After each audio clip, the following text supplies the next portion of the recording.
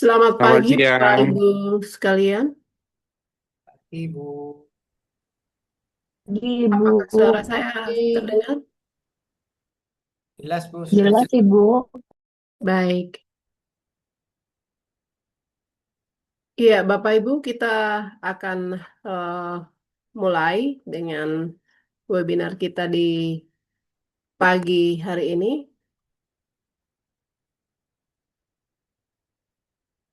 Terima kasih kami sampaikan kepada Bapak Ibu yang sudah bergabung dalam Zoom meeting pada pagi hari ini. Eh, Sebelum acara kami mulai, kami mohon kepada seluruh peserta untuk memastikan mikrofon dalam keadaan mute, serta menyiapkan jaringan internet yang stabil agar acara dapat berjalan dengan lancar. Baik, Bapak Ibu, kita mulai dengan acara kita di siang hari ini. Shalom, Assalamualaikum warahmatullahi wabarakatuh. Salam sejahtera bagi kita semua. Yang kami hormati narasumber kita di pagi hari ini, para pimpinan dan pengurus Ikatan Cendekiawan Muda Akuntansi, serta seluruh peserta webinar yang berbahagia di pagi hari ini. Puji syukur kami panjatkan kehadirat Tuhan Yang Maha Esa karena atas rahmat dan perkenannya kita dapat berkumpul secara daring dalam kegiatan webinar di hari ini. Kita akan memulai kegiatan webinar di siang hari ini dengan menyanyikan lagu Indonesia Raya yang akan diputarkan melalui video oleh operator. Kepada operator kami persilahkan.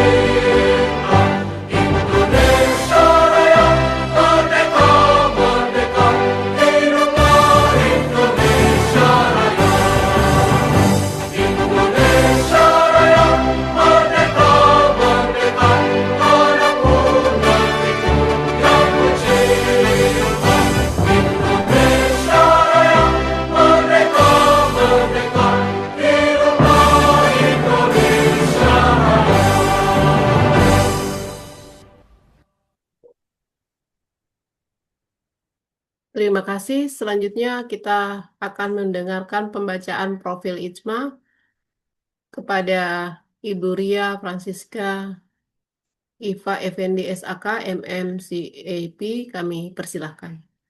Terima kasih Bu Margaret atas waktunya. Bu Dian, apakah boleh dibantu untuk share screen?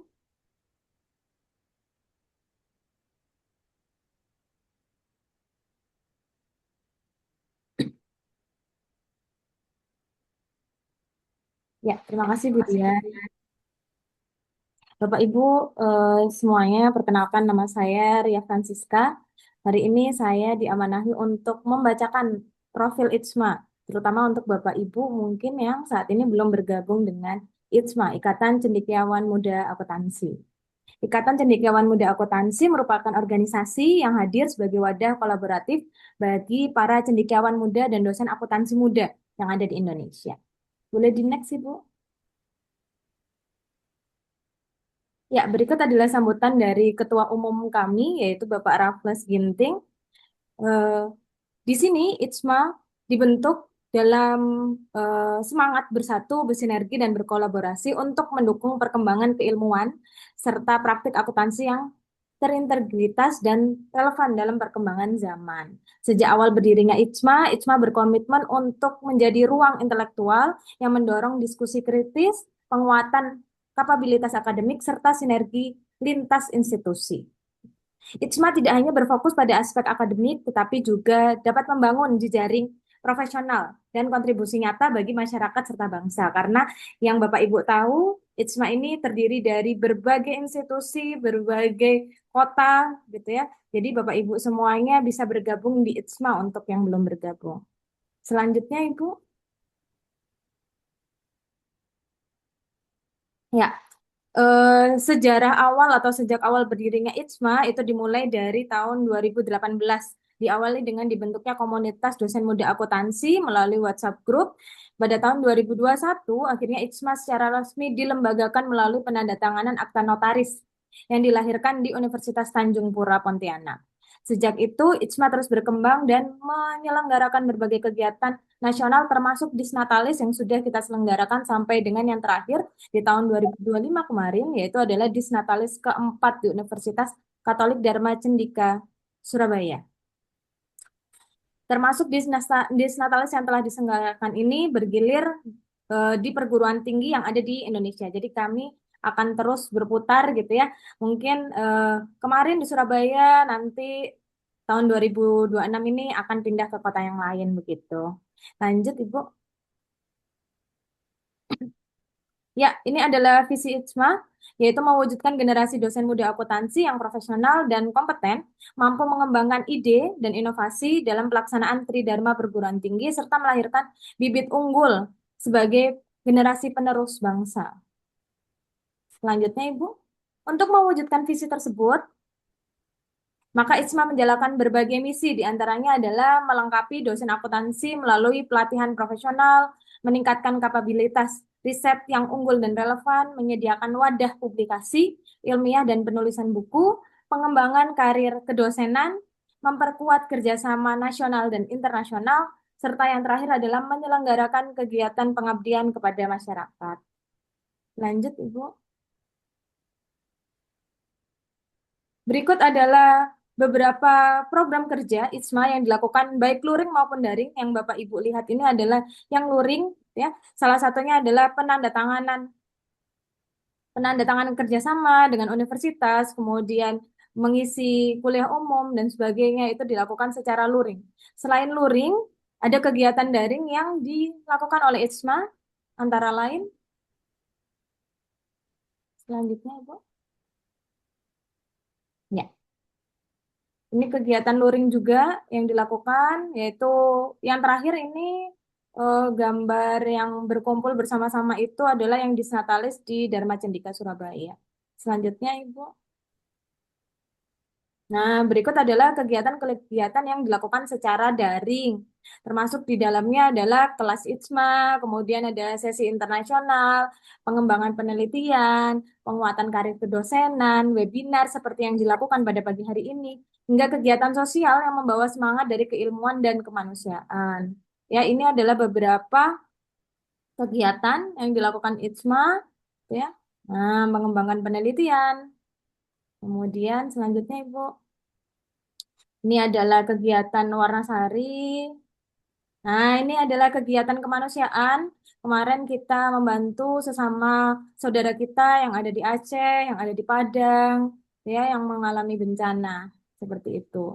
Saat ini ITSMA terus membuka ruang partisipasi Bapak Ibu semua melalui open recruitment bagi dosen-dosen muda dan akademisi akuntansi yang ingin bertumbuh berjejaring, dan berkontribusi bersama dalam ekosistem keilmuan yang sehat dan berintegritas. Dengan semangat kebersamaan dan kolaborasi, ITSMA mengajak seluruh sivitas akademika akuntansi untuk menjadikan ITSMA sebagai rumah bersama, bertumbuh bersama dalam melahirkan gagasan, karya ilmiah, kontribusi yang nyata bagi kemajuan akuntansi dan pertumbuhan bangsa Indonesia. Jadi, tunggu apa lagi Bapak Ibu semua? Untuk yang belum bergabung akan mendapatkan banyak sekali manfaat ketika Bapak Ibu semua bergabung di ITSMA. Silahkan untuk feel free gitu ya Bapak Ibu semuanya untuk bertanya atau menyampaikan apapun terkait dengan ITSMA. Dan silakan apabila ada yang mau ditanyakan menghubungi Bapak Ima Dewi di Hartawan di nomor telepon yang terlampir. Seperti itu. Ya, mungkin itu saja. Terima kasih dari saya. Ayo bergabung dalam keluarga besar Ikatan Cendekiawan Muda Akuntansi. Terima kasih.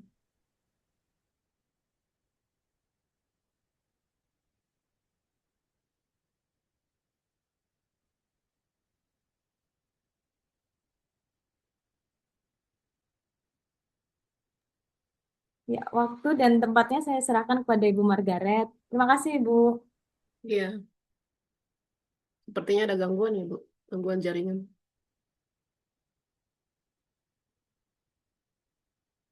Baik, terima kasih kepada Ibu Ria yang sudah membacakan profil ISMA untuk kita di siang hari, di pagi menjelang siang hari ini.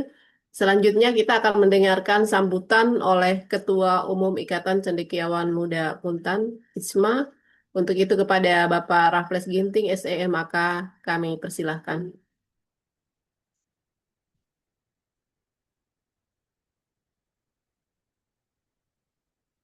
Suaranya nggak kedengaran, Pak. Maaf. Ya, terdengar Bu Margaret? Ya, sudah sangat jelas, Pak. Ya, selamat pagi Bapak Ibu yang terkasih. Pertama-tama marilah kita panjatkan puji dan syukur kehadirat Tuhan Yang Maha Esa. Atas berkat dan rahmatnya kita dapat berkumpul melalui virtual Zoom pada pagi hari ini ya, untuk bersama-sama melaksanakan rangkaian dari pekan webinar publikasi ilmiah ya, dari tanggal 17 sampai 31 Januari 2026. Nah, pada kesempatan kali ini topiknya sangat menarik ya Bapak Ibu ya. Masterclass Strategi Aman Publikasi Ilmiah tanpa ya, yang topik pagi hari ini sebentar. Sepertinya filter backgroundnya belum diganti ya Bu Margaret ya. Iya, masterclass strategi aman publikasi ilmiah tanpa terjebak jurnal predator, Pak. Ya, terima kasih kepada Prof. Dr. Tere ya, sangat luar biasa untuk berbagi ilmu pada pagi hari ini. Terima kasih juga kepada seluruh panitia yang sudah berkontribusi ya pada kesempatan pagi hari ini. Bapak Ibu yang terkasih, seperti yang kita ketahui bahwa Ikatan Cendekiawan Muda Akuntansi terus dan selalu berkonsisten untuk melakukan program yang berkualitas ya. Salah satunya dengan program pada pagi hari ini ya, dengan topik akademik integrity menghindari regression dalam publikasi ilmiah. Nah, topik pada pagi hari ini sangat menarik ya Bapak Ibu ya. Sesi satu tadi membahas bagaimana terhindar dari jurnal predator. Nah, topik kedua ini bagaimana menghindari regression dalam publikasi ilmiah. Ya, saya rasa Bapak Ibu di sini pasti sudah pernah submit atau terbit di jurnal Scopus ya. Kalau kita lihat ya Bapak Ibu ya, itu ada jurnal Scopus ya yang sudah terbit kemudian ditulisin silang ya. Ditulisin silang ya, reaksi ya. Nah, di situ kita bisa ngelihat ya, dan bahkan kita bertanya-tanya, kenapa jurnal ini dicabut ya, ditarik ya, retraction ya. Kenapa? Ya, penasaran kita ya, Bu Margaret ya. Kenapa kira-kira ya? Saya beberapa kali melihat jurnal ya di beberapa publikasi termasuk Emerald ada yang ditarik ya. Seperti itu. Disilang ya Bapak Ibu ya kalau kita lihat ya. Kenapa ya? Bisa jadi karena terindikasi plagiat ya. Bisa jadi dengan alasan tertentu. Nah, hari ini Prof. Tere akan menjelaskan ya terkait eh, menghindari regression dalam publikasi ilmiah. Jangan sampai ya kita sudah terbitkan jurnal ya, ternyata jurnal kita ditarik ya. Kenapa? Tidak memenuhi aturan. Nah, itu bahaya ya. Malunya sedunia ya Bu Margaret, benar nggak ya Bapak Ibu ya? Malunya sedunia karena sudah dilihat oleh semua orang tiba-tiba ditarik, bahkan ditulis di sana ya. Nah, seperti itu. Kita tidak mau kejadian itu tertimpa pada kita. Nah, untuk itu webinar ini hadir ya Bapak Ibu. Untuk itu webinar ini hadir agar kita semua dapat menghindari hal-hal tersebut. Mungkin itu saja yang dapat saya sampaikan. Akhir kata saya mengucapkan selamat berwebinar dan dengan resmi kegiatan pada pagi hari ini dengan topik academic integrity, menghindari retraction dalam publikasi publikasi ilmiah, saya buka. Saya kembalikan kepada Ibu Margaret Beatrix Dasinapa.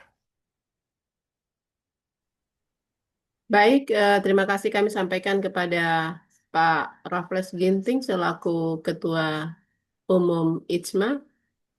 Selanjutnya kita akan berdoa bersama untuk memohon kelancaran dan keberkahan dalam acara webinar kita di hari ini. Untuk itu, kepada Bapak Arnadi, Khairunnas SE, MACC, AK, CE, EFE, dipersilahkan.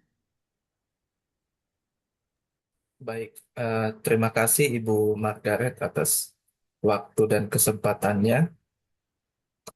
Baik, Bismillahirrahmanirrahim. Assalamualaikum warahmatullahi wabarakatuh dan selamat pagi Bapak Ibu semua. Perkenalkan, nama saya Arnadi Hairunas, salah satu anggota IJMA dari Universitas 19 November Kolaka.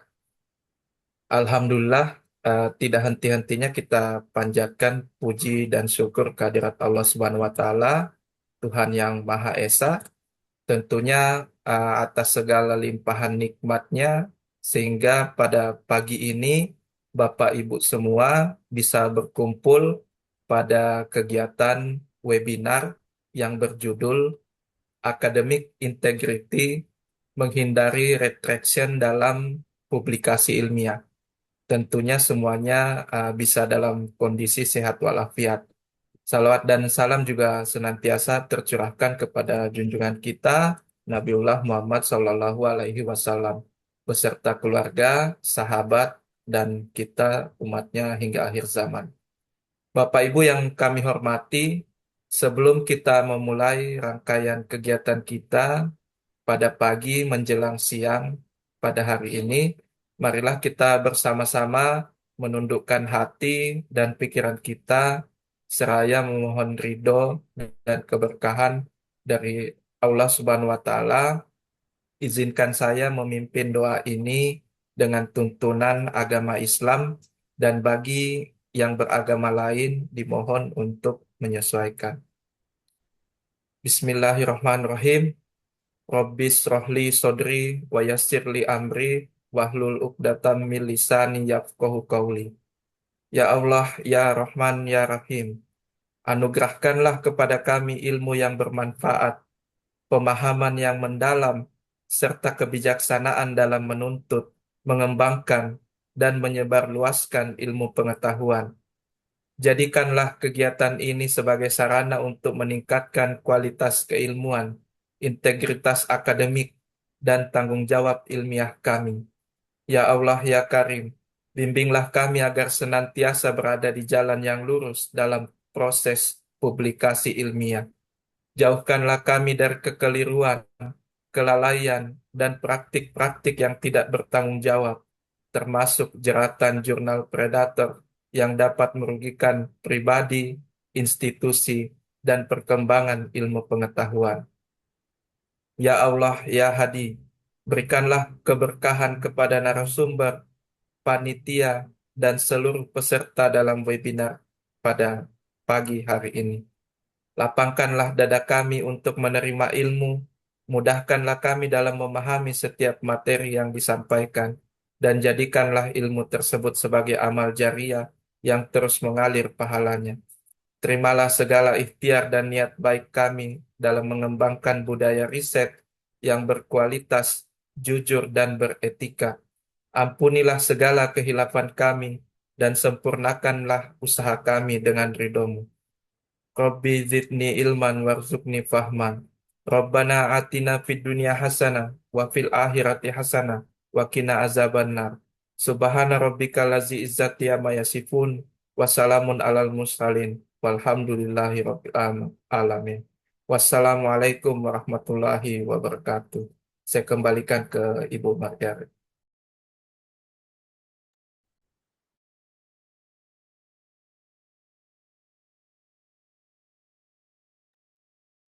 Mohon izin Bu, mic-nya belum di. Ya, mohon maaf. Baik, terima kasih kami sampaikan kepada Bapak Arnadi yang sudah eh, memimpin doa di siang hari ini.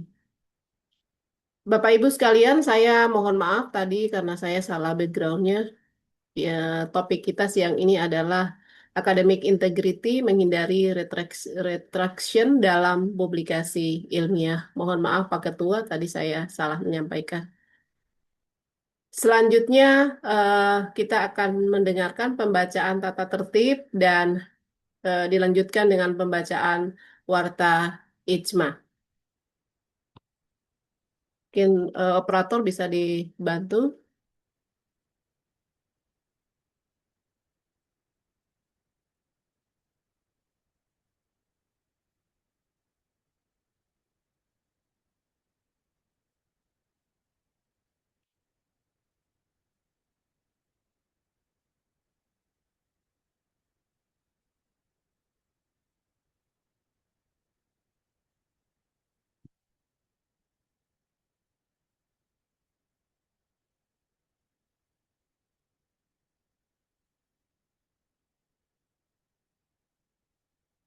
Iya, Bapak Ibu peserta webinar, berikut adalah tata tertib pekan webinar IJMA Januari 2026. Selama webinar berlangsung, mikrofon dan kamera peserta agak kabur, Ibu.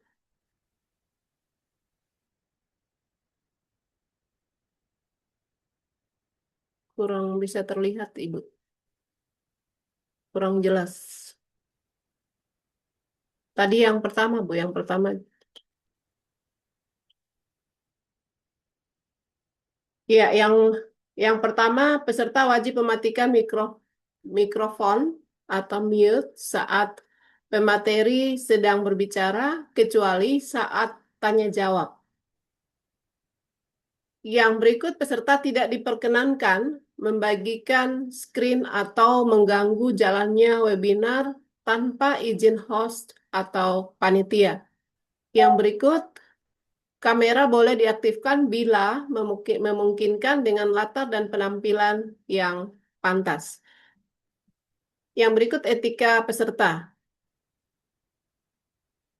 Gunakan bahasa yang baik, sopan, dan profesional dalam chat box atau saat berbicara. Yang kedua, peserta diperbolehkan mengajukan pertanyaan melalui fitur chat atau fitur raise hand sesuai arahan moderator. Yang ketiga, hindari mengganggu jalannya webinar dengan mengirimkan komentar atau pertanyaan yang tidak relevan. Yang berikut dokumentasi dan rekaman.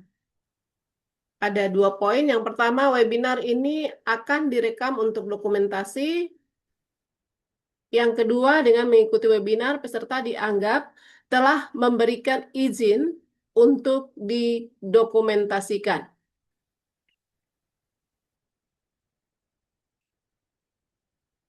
Yang berikut, sertifikasi dan absensi. Sertifikat hanya diberikan kepada peserta yang telah mengisi form pendaftaran dan absensi kehadiran dan membayar biaya sertifikat sesuai ketentuan, yaitu Rp30.000. Mengisi formulir evaluasi di akhir acara.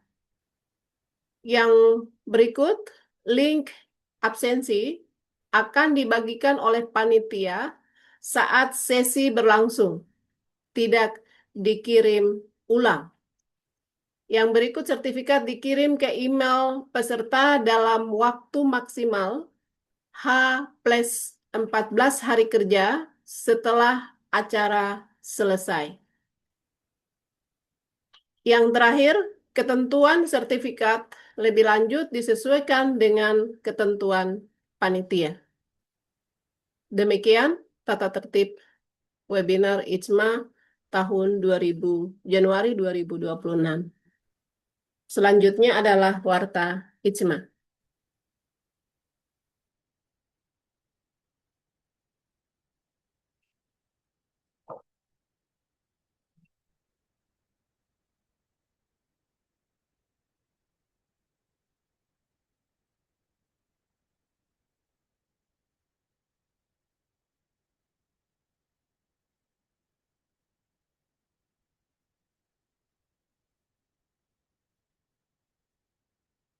Halo Sobat Cendekia, mari ikuti rangkaian kegiatan sepekan bersama ICMA yang akan berlangsung mulai Sabtu, tanggal 17 Januari tahun 2026 hingga Minggu, tanggal 25 Januari tahun 2026.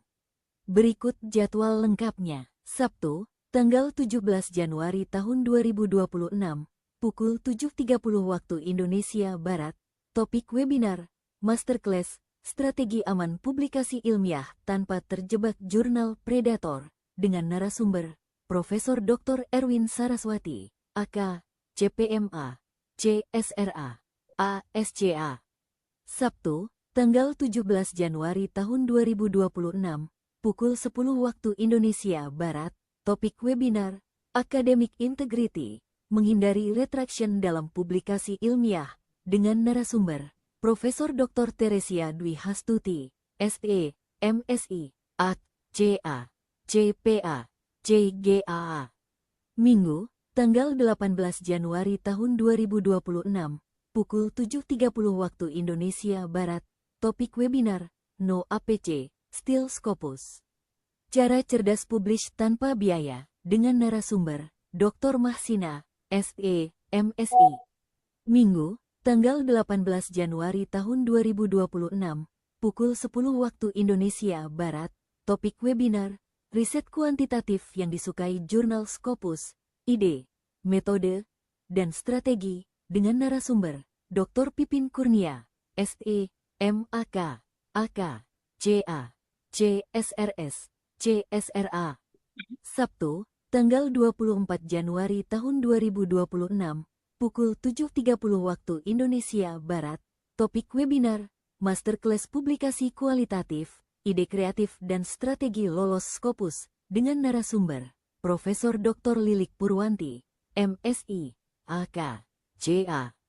Sabtu, tanggal 24 Januari tahun 2026, pukul 10 waktu Indonesia Barat, topik webinar, Research Integrity Masterclass, Etika Penelitian untuk Jurnal Bereputasi, dengan narasumber, Dr. Surya Raharja, SE, MSI, PhD, AK, CA. Minggu, tanggal 25 Januari tahun 2026, pukul 7.30 waktu Indonesia Barat, topik webinar, Publish Smarter, Not Harder, Manajemen Publikasi untuk Jurnal Bereputasi, dengan narasumber, Badingatus Solihah, SE, MSI, PhD. Minggu, tanggal 25 Januari tahun 2026, pukul 10 waktu Indonesia Barat, topik webinar, Storytelling Ilmiah, menulis artikel yang disukai reviewer Scopus, dengan narasumber, Dr. Mirna Amiria, SE, MSA, PhD, AK, CA, AAPA, AAPB. Jangan lewatkan kesempatan yang baik ini. Sampai bertemu di Arta ICMA selanjutnya.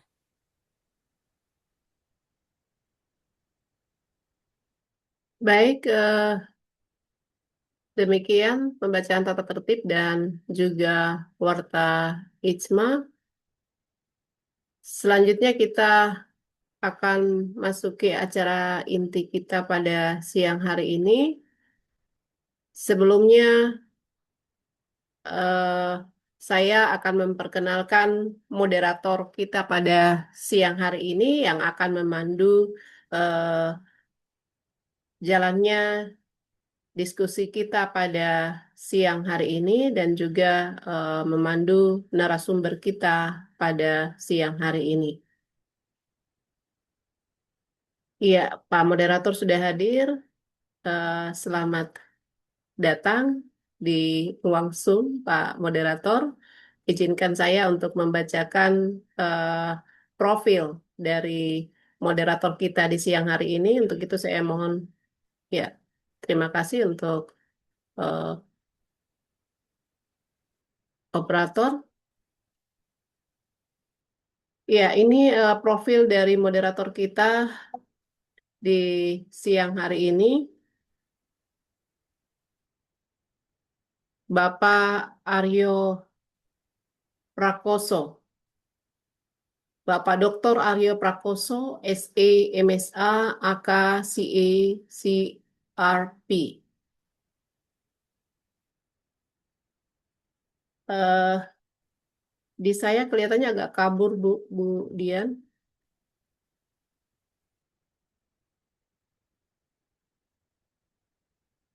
Mohon maaf agak tidak terlihat. Ya, sudah, Bu.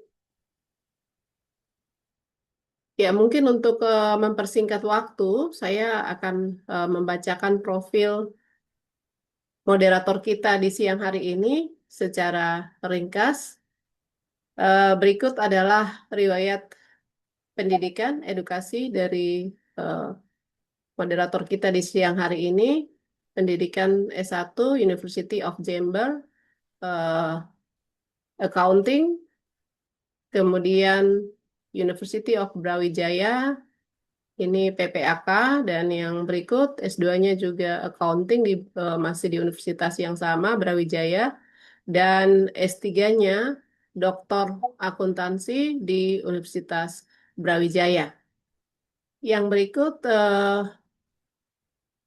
pengalaman kerja atau work experience eh, dosen di Universitas Jember, ya, teks program dan vocational department. Selanjutnya,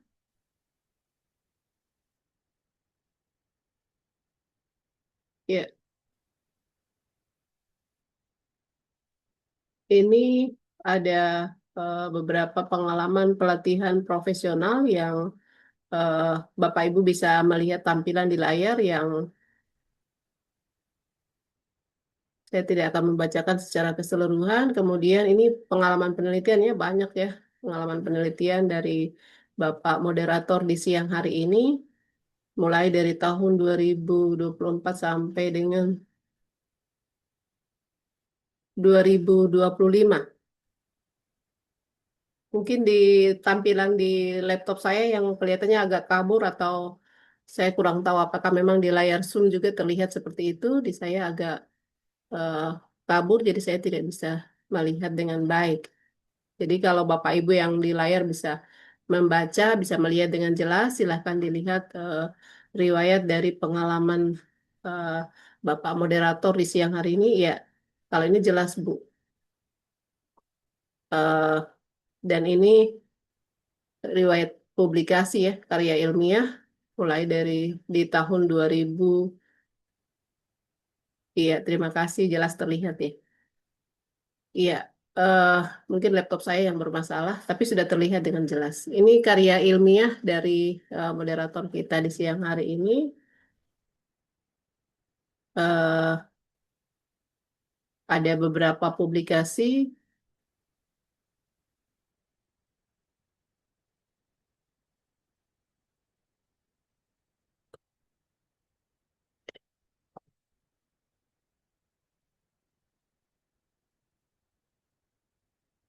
nasional dan internasional. Iya,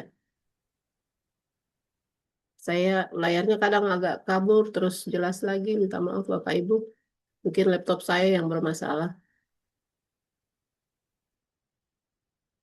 Iya, ada publikasi ilmiah yang memang jumlahnya kalau dilihat di layar ya cukup banyak ya untuk Pak moderator kita di siang hari ini. Kemudian ada kegiatan eh, pengabdian kepada masyarakat juga yang sudah dilakukan oleh Bapak moderator kita di siang hari ini.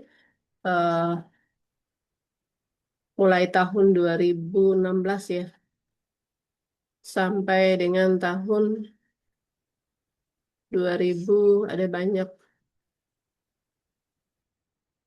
2019. Kemudian pernah juga menjadi pengalaman reviewer list ya di eh, jurnal Scopus ketiga, keempat, kemudian jurnal internasional dan juga Sinta 3, Sinta 2. Luar biasa ya eh, moderator kita di siang hari ini. Silakan di next, Bu.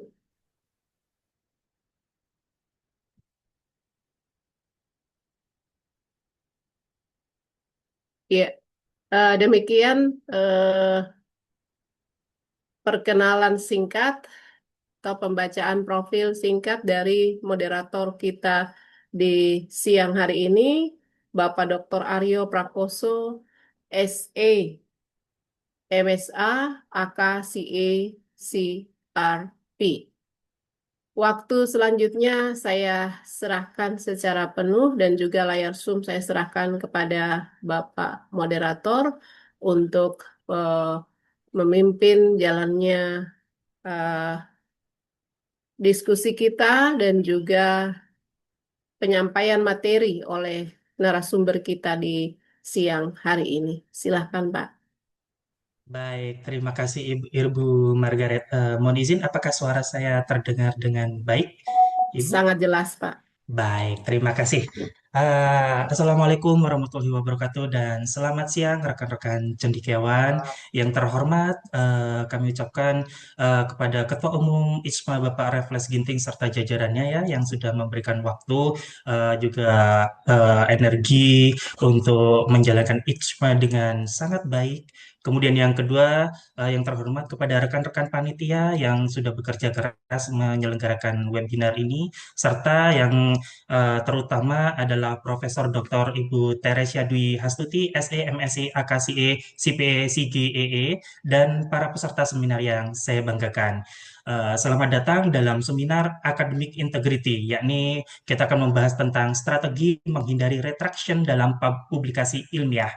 Seperti kita ketahui bahwa dalam retraksi atau penarikan artikel ada ancaman serius bagi reputasi dan karir akademik kita, seperti yang dikatakan Bapak Ketua Umum tadi, bahwa kalau ada masalah sesuatu dengan tulisan kita, tidak kebayang malunya seperti apa. Kemudian seminar hari ini dirancang untuk memberikan kita strategi praktis guna mencegah hal tersebut ya Bapak Ibu. Kita akan membahas mengenai prinsip etika, kesalahan-kesalahan umum, serta tips konkret dari ahlinya Ibu Profesor Dr. Teresia. Sebelumnya izinkan saya untuk membacakan CV dari narasumber kita hari ini yang luar biasa ya Bapak Ibu. Di sini sudah hadir Ibu Profesor Dr. Teresia Dwi Hastuti, SEMSI, AKT, CA, CPA, dan CGEE.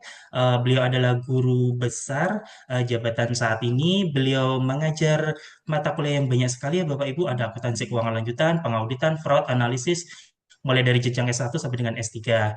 Kemudian riwayat pendidikan beliau S1 di Universitas 11 Maret di bidang ilmu akuntansi, kemudian S2 Universitas Gadjah Mada di bidang akuntansi juga, serta konsisten S3 Universitas Diponegoro di bidang akuntansi. Adapun riwayat pekerjaan, beliau adalah pengajar di Universitas Katolik Sogi Jayapranata dengan jabatan saat ini adalah Ketua Prodi Lingkungan nggih Ibu nggih. Kemudian beliau juga memiliki riwayat pekerjaan ada di Yayasan Purba Danarta sebagai bendahara Yayasan Purba Danarta sampai sekarang. Kemudian beliau ada seorang asesor Lamemba dan di LLDT sebagai reviewer jabatan fungsional. Pengalaman beliau banyak sekali dalam 10 tahun terakhir ini, seperti di tahun 2025-2026 beliau berkesempatan sebagai tim penguji di hilirisasi riset dengan 3 judul di pendanaan dikti, kemudian ada empowering transdiscipline collaboration and green entrepreneurial education dari Erasmus Mundus. Kemudian ada beberapa banyak lagi terkait dengan hibah-hibah beliau ya Bapak Ibu yang tidak bisa saya sebutkan satu-satu. Kemudian juga pengalaman beliau di pengabdian juga cukup banyak sekali ya Bapak Ibu. Kemudian artikel-artikel beliau juga sangat luar biasa banyak. Yang terakhir ada di analisis pengaruh ESG, profitabilitas dan tax avoidance ya. Ada di Jurnal Akuntansi Keuangan di tahun 2025. Kemudian ada Implementation of ESG Practice, a case study of Batik Small and Medium Size Enterprise in LASEM di Jurnal Akuntansi dan Bisnis, serta banyak lain sebagainya. Bapak Ibu bisa kita cek di Google Scholar maupun di ID Scopus beliau. Kemudian beliau juga sering atau banyak dalam melakukan makalah seminar atau oral presentation. Ada di Hong Kong Baptist University di tahun 2024, kemudian ada di Kanazawa Jepang di tahun 2024 juga, dan seterusnya ya Bapak Ibu. Jadi sesungguhnya narasumber kita ini memiliki riwayat yang sangat-sangat luar biasa dan sangat-sangat kredibel.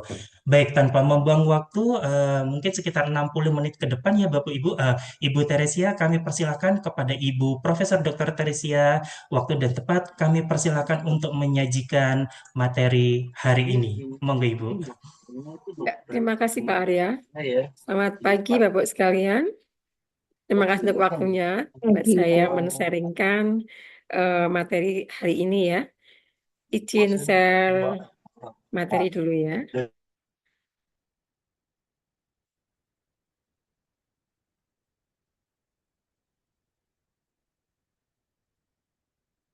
Sudah kelihatan ya? Sudah, Ibu. Terlihat Ibu. Mohon izin mungkin bisa di full screen ya Ibu. Ya, baik. Ya, baik. Pagi ini saya akan membawakan materi akademik integrity menghindari retraction dalam publikasi ilmiah. Ini diminta oleh panitia karena saya lihat bahwa ada rangkaian kegiatan webinar ya yang diselenggarakan oleh ISMA. Ya, kayak Bapak Arya tadi, saya memang cukup mengapresiasi juga ya terkait dengan gencarnya aktivitas ISMA gitu ya, yang setiap tahun itu selalu saja ada inovasi terkait dengan hal-hal yang up to date dilakukan begitu. Termasuk juga yang hari ini yang kita bahas terkait dengan bagaimana sebenarnya kondisi retraction yang terjadi dan bagaimana kita harus bisa menghindarinya gitu ya. Kalau kita melihat dalam berbagai macam pemberitaan saya rasa ya, ya ada unsur kadang-kadang juga prihatin gitu ya karena bahkan sampai ke level profesor pun juga ada yang harus dicabut gelarnya karena ada retraction dalam publikasi. Nah, ini yang saya rasa saya katakan bahwa ini materi ini up to date dan baik karena kita orang akuntansi tentunya adalah bagaimana kita bisa mencegah jangan sampai terjadi pada diri kita sendiri gitu ya. Nah, sebelum kita masuk ke bagaimana sebenarnya pola yang harus kita lakukan gitu ya, kita harus paham dulu tentang apa sih itu yang dimaksud dengan retraction tersebut gitu ya. Jadi ini biasanya terjadi kalau sudah publikasi gitu ya, setelah publikasi yang kadang-kadang kita merasa aman gitu, wah sudah bahagia, senang, bisa publikasi gitu ya, wah tinggal kita pakai buat Java dan sebagainya. Nah, tapi kalau lihat dalam realitanya sekarang ini banyak yang di recall lagi, dicek kembali begitu ya. Jadi kalau kita lihat pada definisinya adalah penarikan resmi sebuah makalah yang telah diterbitkan. Nah, Anda bayangkan ya kalau masih ditolak-tolak itu masih belum sampai ke publik gitu ya.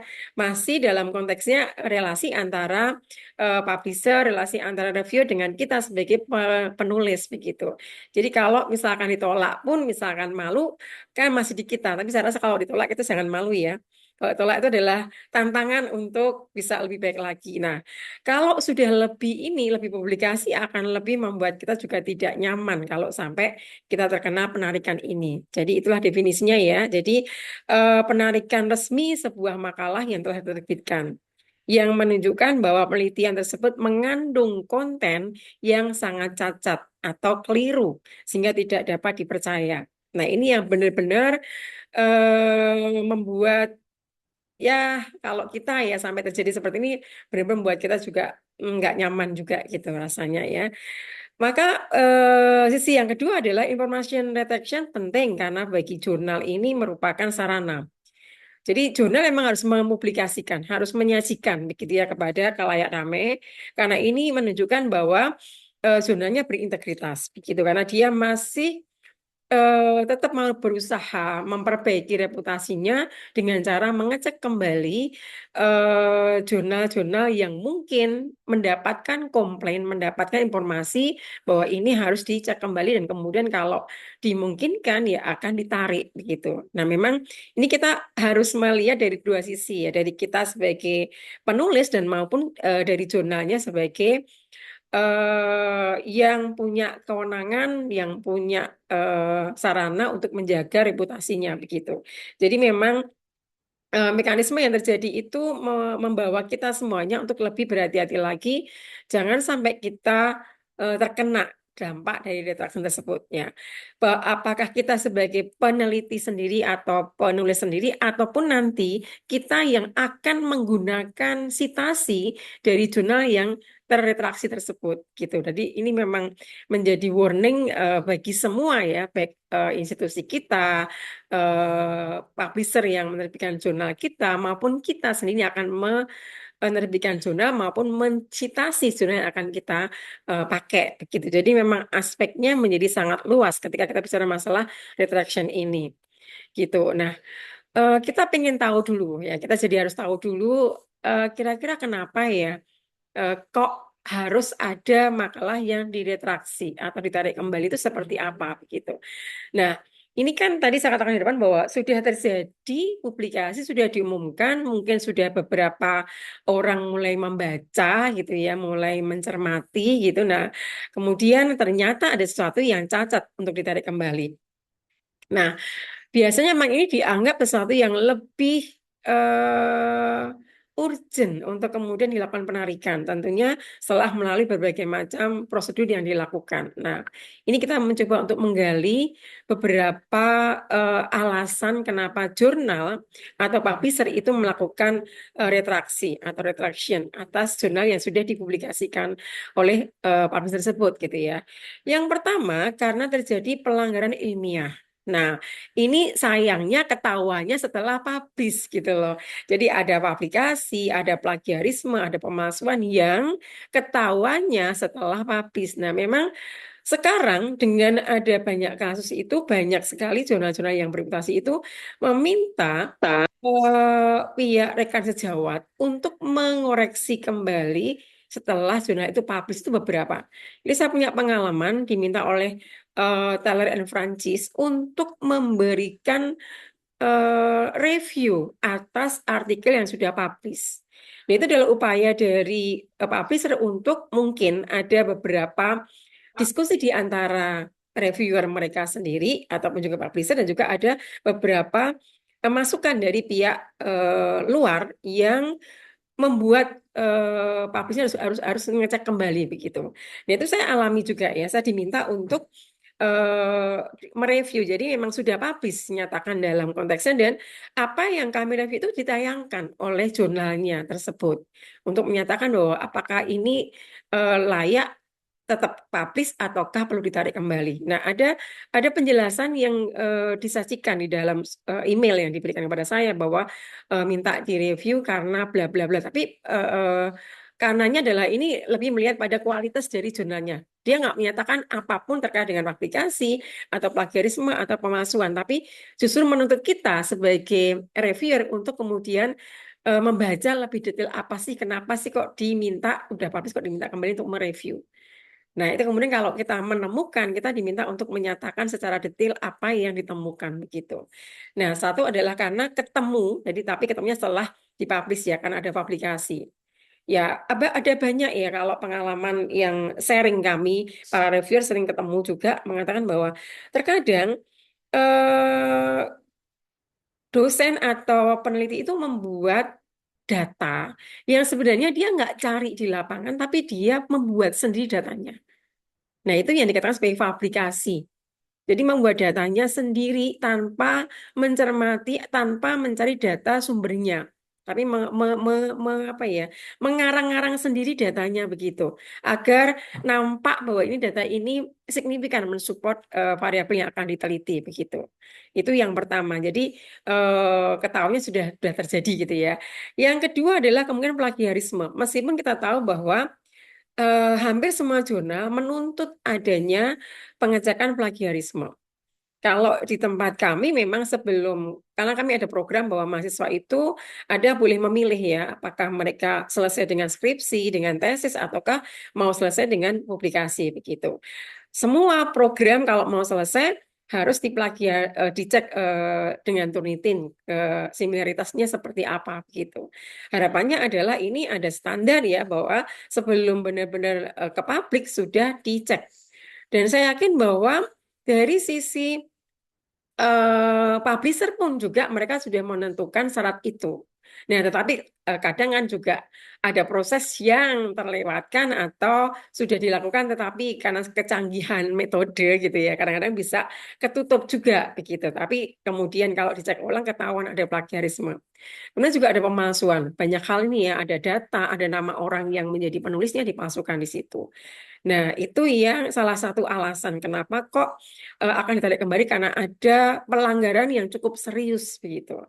Yang kedua, ini juga sesuatu yang mungkin kita yang tidak tahu gitu ya, kesalahan yang tidak disengaja. Nah, ini yang cukup sebenarnya membuat orang jadi warning gitu.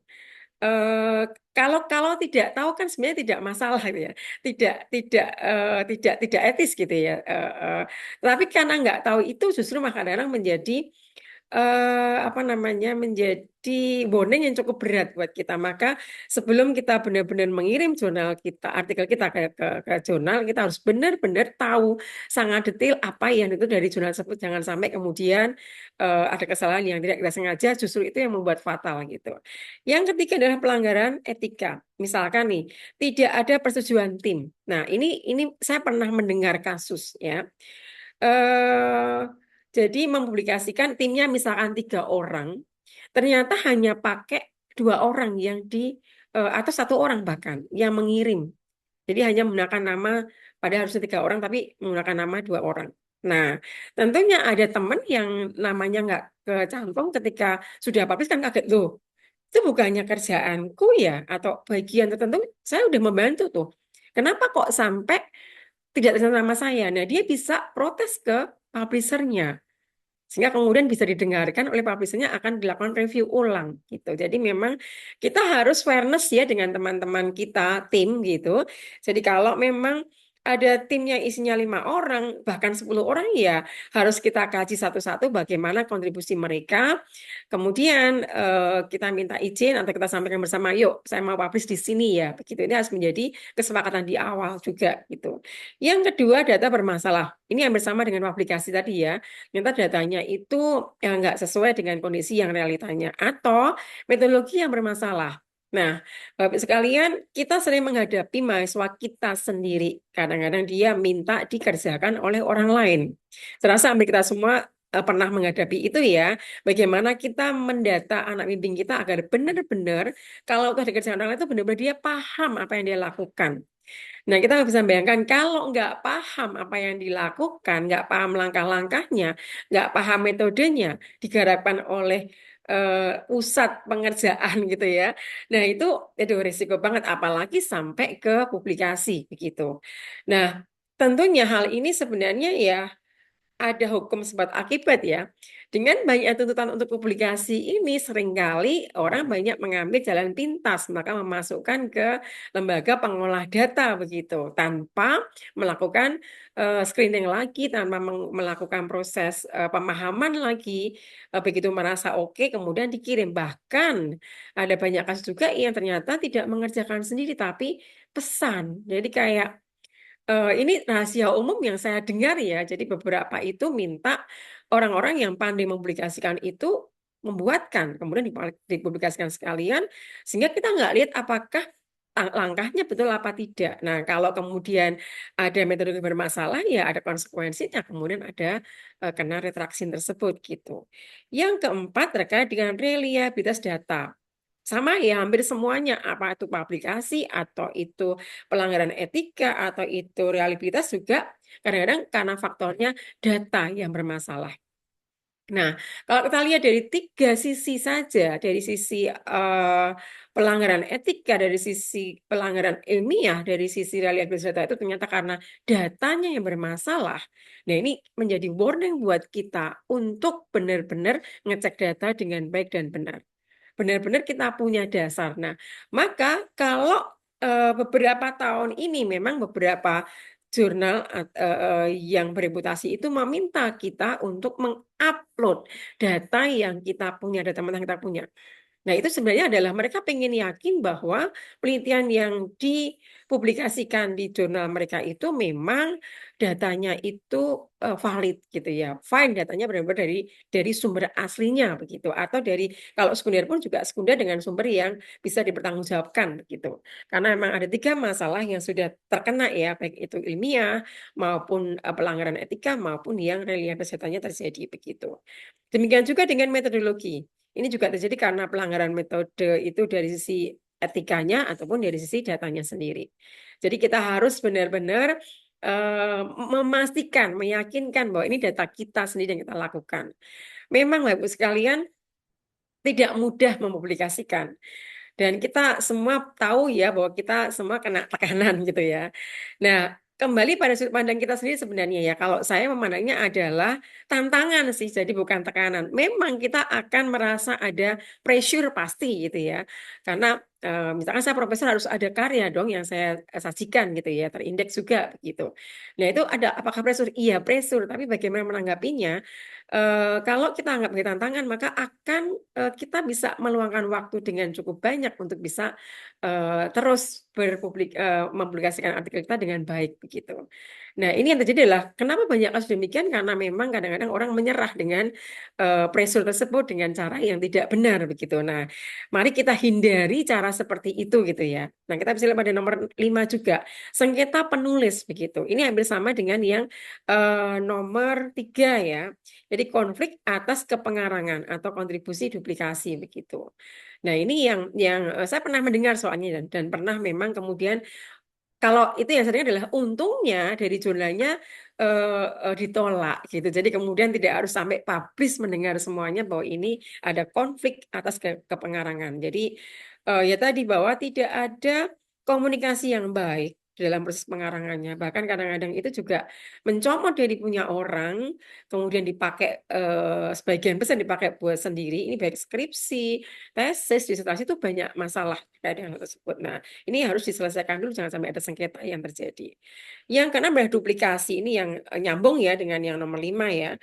Ya, karya yang telah diterbitkan sebelumnya, diterbitkan lagi. Maka kadang memang begini ya, Bapak sekalian. Saya juga sering mendapatkan pertanyaan, Bu, sudah saya taruh ke sana nggak ditunggu-tunggu nggak segera publish gimana, Bu? Boleh nggak saya biar cepet ya 2 tak kirimin gitu. Nah, saya bilang jangan, kalau emang mau ditarik ya sampaikan aja ditarik gitu. Tapi jangan 2 artikel yang sama dikirim kepada satu artikel yang sama dikirim pada 2 publisher. Jangan, itu nggak etis. Saya sampaikan seperti itu.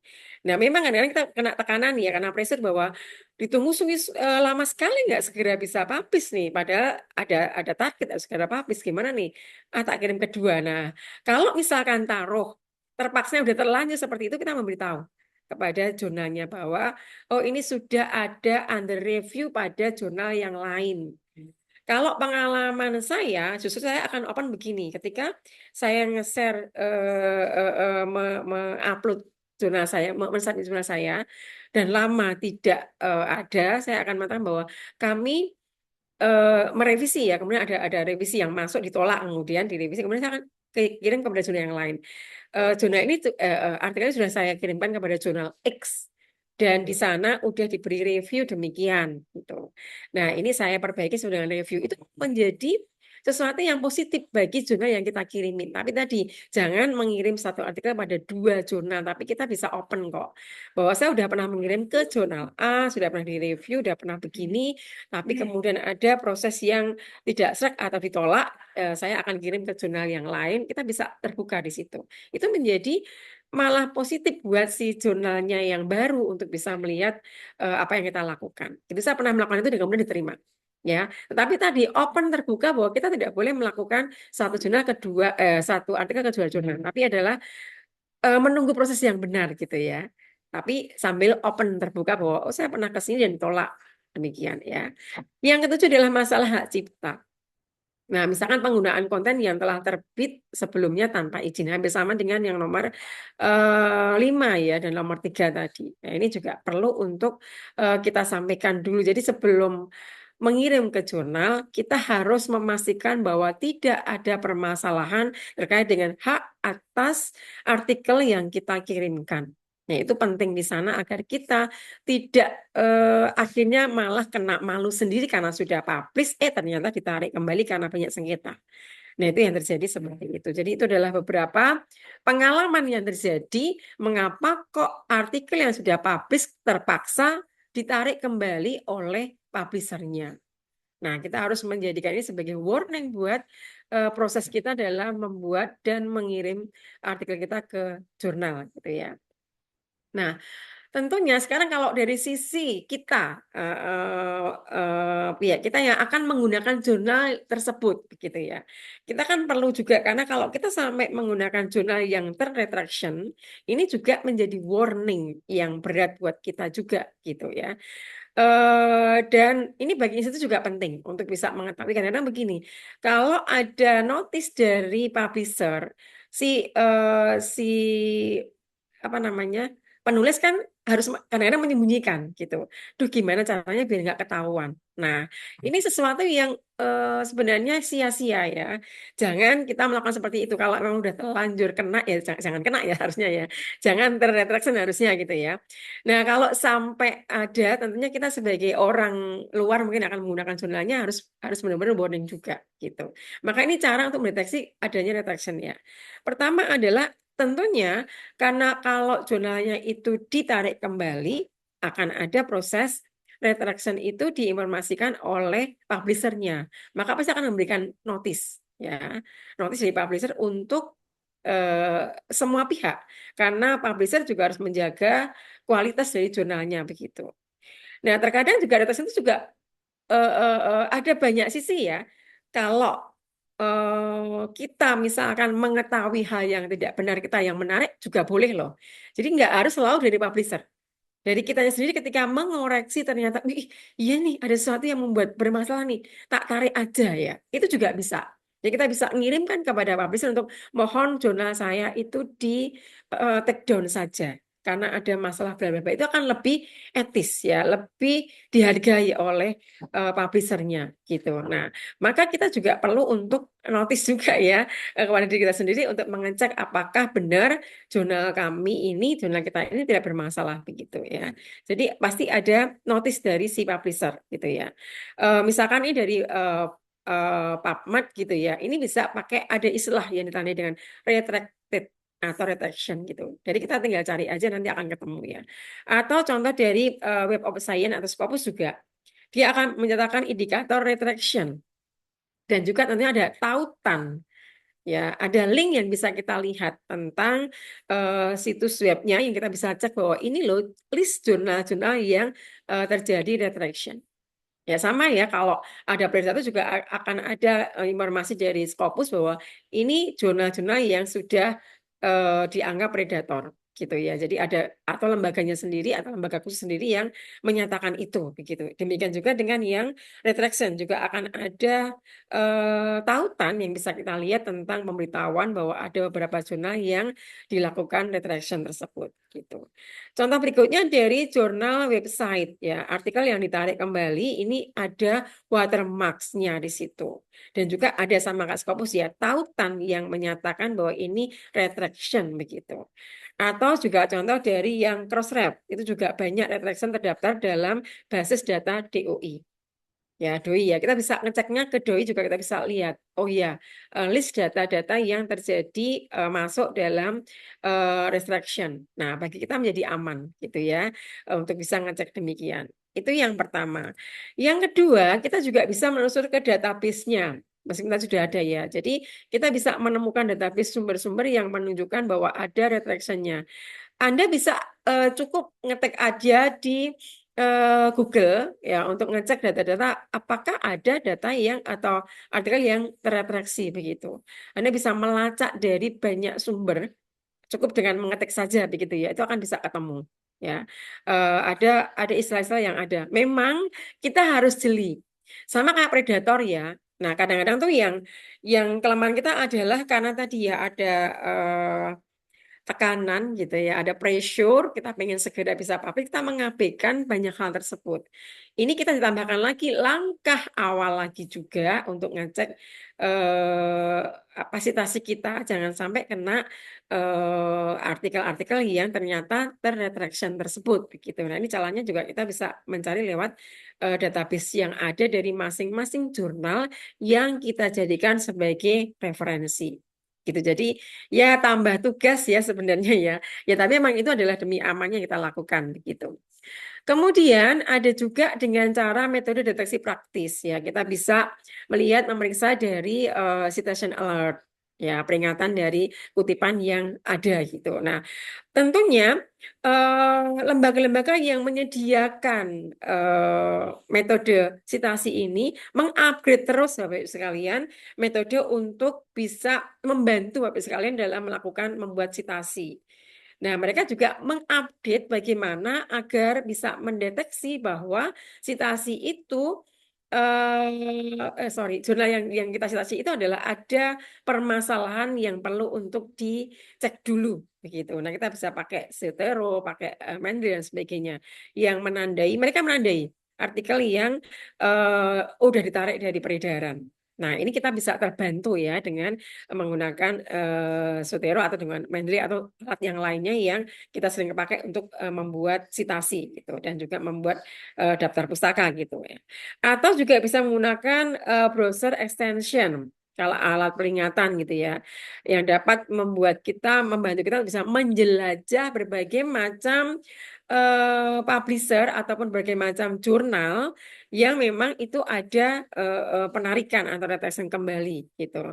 Atau juga dengan cara manual ya, dengan membuat bagian-bagian yang kira-kira karena begini ya, kita tuh sering bisa membaca jurnalnya, itu sudah tahu kok aneh ya, kok rasanya karena begini, kok begini masuk ke bereputasi ya, benar nggak sih ini? Nah, kalau kita sering membaca artikel yang akan kita citasi ya, itu akan ada rasa, akan ada feel yang muncul dalam diri kita bahwa masuk sih kayak gini gitu ya. Ini saya sering mengalami itu. Ini benar nggak sih? Betul nggak ini terpublikasi di dalam bereputasi nih? Kok seperti ini karyanya gitu. Nah, ini akan muncul. Ada muncul banyak pertanyaan dalam diri kita ketika kita banyak membaca dengan diri karena kita butuh. Kita mau mengkutip kan kita harus melihat cocok nggak ini yang akan kita kutip dengan tempat kita gitu ya. Karena saya hanya ngetik aja kalimat dari artikel yang sudah saya dapat gitu. Coba saya ketik kalimat untuk saya cari file search ya dengan kalimat yang saya butuhkan gitu. Nah, kemudian saya lebarkan dengan kalimat ini akan membawa pada konteks sama nggak dengan konteks yang akan saya citasi sebenarnya begitu. Dia itu bisa ketemu, bisa ada rasa nggak? Maksud seperti ini sih. Kalau saya biasanya udahlah saya nggak pakai ini, saya ganti yang lainnya saja gitu. Nah, itu yang mungkin secara alamiah kita lakukan saja begitu ya, dengan cara memverifikasi sebelum mengutip. Kita periksa terus begitu ya yang kita lakukan gitu. Nah, ini sebenarnya kita udah punya alat dalam diri kita sendiri ya untuk bisa mendeteksi selama kita memang mau kerja keras gitu ya, mau benar-benar mengikuti pola dalam penulisan yang benar gitu ya, dalam pengutipan yang benar begitu. Nah, kemudian cara yang berikutnya adalah red flag dalam literatur review. Ini juga hampir sama tadi ya. Bagaimana sebenarnya kutipan-kutipan ini benar apa enggak? Ketika kita melihat suatu artikel, kita mau cari kutipan, banyak banget kutipan dari satu jurnal. Ini sudah menjadikan dasar kita untuk jangan-jangan ini ada unsur plagiarisme nih. Kok banyak banget kutipannya dia dalam jurnal itu ada dia yang mengutip si A gitu ya. Misalkan jurnalnya A. Dia ngutip si C terus banyak banget. Nah, ini hati-hati. Harusnya kan ketemu nih ya oleh Turnitin atau oleh anti plagiasi yang lainnya gitu. Nah, memang mungkin ketemu, tapi kan upaya orang untuk tadi ya cut and paste itu ya yang dilakukan itu kan kemudian bisa apa istilahnya, bisa terseleksi gitu ya, bisa aman gitu. Nah ini memang cara-cara kita juga pernah melakukan proses pengecekan anti plagiasi ya. Kita juga tahu bagaimana mekanismenya gitu ya, bagaimana tip and triknya gitu ya. Nah itu yang harusnya kita benar-benar selami dengan baik, jangan sampai justru malah membuat kita jadi salah gitu ya. Begitu kita sering membaca dan sering kali ada kutipan dari yang lain banyak, ini sudah harapannya jangan dipakai saja gitu ya, karena ini adalah red flag sebenarnya. Ya, red flag kalau sebenarnya ini jangan-jangan ada plagiarisme yang cukup tinggi gitu.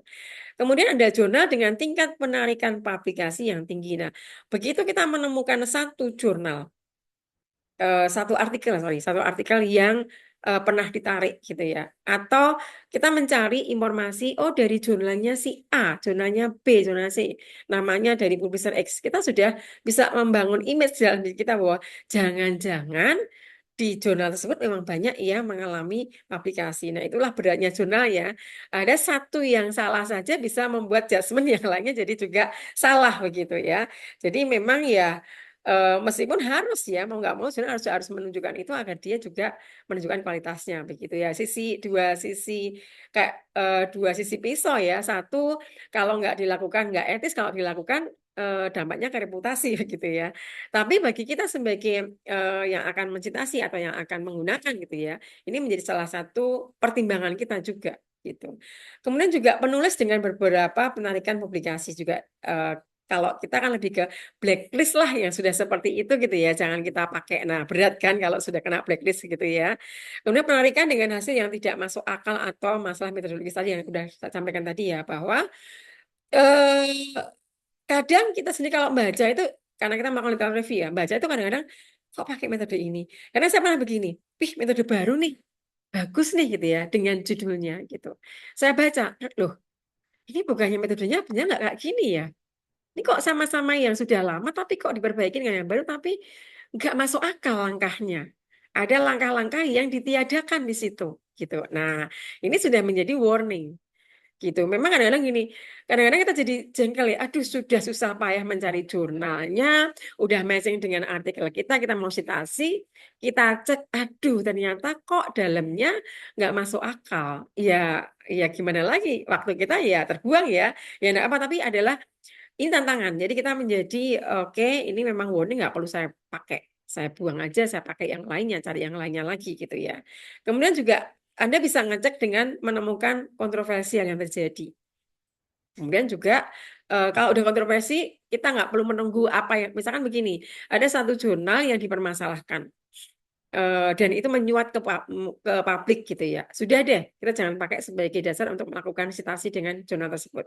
Meskipun kita mungkin keputusan akhirnya belum keluar gitu. Tetapi kan ini sudah ada konflik yang muncul gitu ya. Udah kita lebih baik hindari saja. Nah ini berat ya kalau yang kena detection kan sampai di blacklist, kemudian juga dihindari ya mau nggak mau karena itu adalah masalah kualitas dan integritas begitu. Nah ini cara kita untuk bisa mendeteksi bagaimana menemukan artikel yang terdetection ya, pakai red flag-nya dengan literatur review yang kita temukan.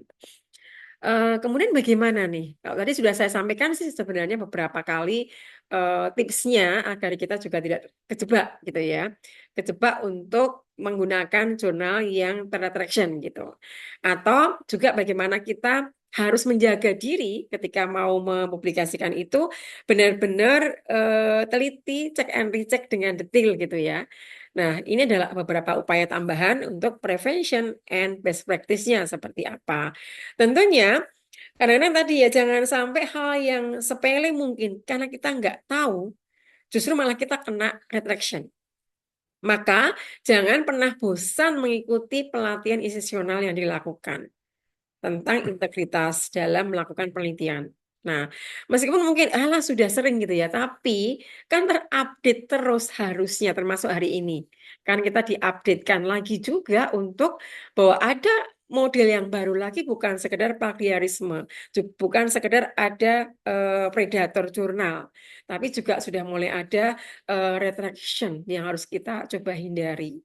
Nah, itu biasanya jurnal-jurnal dan juga institusi itu begitu mengetahui ada pelanggaran-pelanggaran yang cukup membuat masalah besar ke belakang, mereka sudah akan melakukan proses sosialisasi dan pelatihan. Maka baik kalau kita juga mengikuti pelatihan tersebut agar paham bagaimana dampaknya dan bagaimana caranya agar jangan sampai terjebak menjadi penulis dalam jurnal yang terdetection tersebut gitu ya. Yang kedua adalah proses peninjauan sejawat yang lebih baik. Nah, kita perlu untuk sebelum mengirim jurnal kita ataupun kalau udah dikirim ya, udah under review begitu ya. Baik juga kita mencoba untuk meminta jasa teman sejawat untuk mengecek agar kita mendapat masukan gitu ya. Ya memang mungkin biaya lagi, tapi juga mungkin pertemanan baik juga gitu ya. Minta untuk direview. Tolong deh apakah ada sesuatu yang bermasalah. Kita bisa sharing dengan teman-teman kita untuk bisa mengkaji. Nah, biasanya ini dilakukan oleh kelembagaan ya, di mana ada institusi, ada bidang atau bagian yang punya tugas untuk melakukan peer review sebelum benar-benar bisa publish ke dalam jurnal yang akan dituju begitu. Nah, ini bagus kalau dalam lembaganya melakukan proses pre-review begitu. Karena memang ini menjadi dasar untuk bisa menjaga kualitas ya dari jurnal yang artikel yang kita pakai. Yang ketiga adalah memenuhi persyaratan data sharing yang disyaratkan oleh publisher. Nah, tadi sudah sampaikan di depan tadi ya, bahwa sekarang beberapa jurnal sudah menuntut kita mengunggah jurnal kita, data kita. Ya, ada juga yang fakta integritas. Nah, itu artinya sudah warning dari kita loh, bahwa kita harus mengunggah fakta integritas terkait dengan jurnal data yang kita punya. Nah, ini kan sudah ada konsekuensi. Sebenarnya kalau kita tanggapi sebagai warning buat kita untuk benar-benar hati-hati. Kalau kita menemukan data kita ada yang salah, ada yang kita nggak yakin, ya tolong dong dicek dulu. Ketika akan mengunggah fakta integritas atau data mentah yang kita harus unggah ke dalam lamannya jurnal yang kita tuju, kita harus hati-hati di situ. Ya, kita harus pahami bagaimana tahapannya dan persyaratannya harus dilakukan. Nah, karena memang kalau kita tidak mengunggah, nggak akan digubris oleh publishernya. Dianggap, ya udah berarti ini nggak serius begitu. Jadi kadang-kadang kita, kenapa butuh pelatihan? Karena kita harus juga sampai pada proses mengunggah data mentah yang diminta ataupun mengunggah fakta integritas yang diminta. Baru kemudian kita bisa tenang bahwa ini ada proses yang akan dijalankan oleh publishernya begitu ya.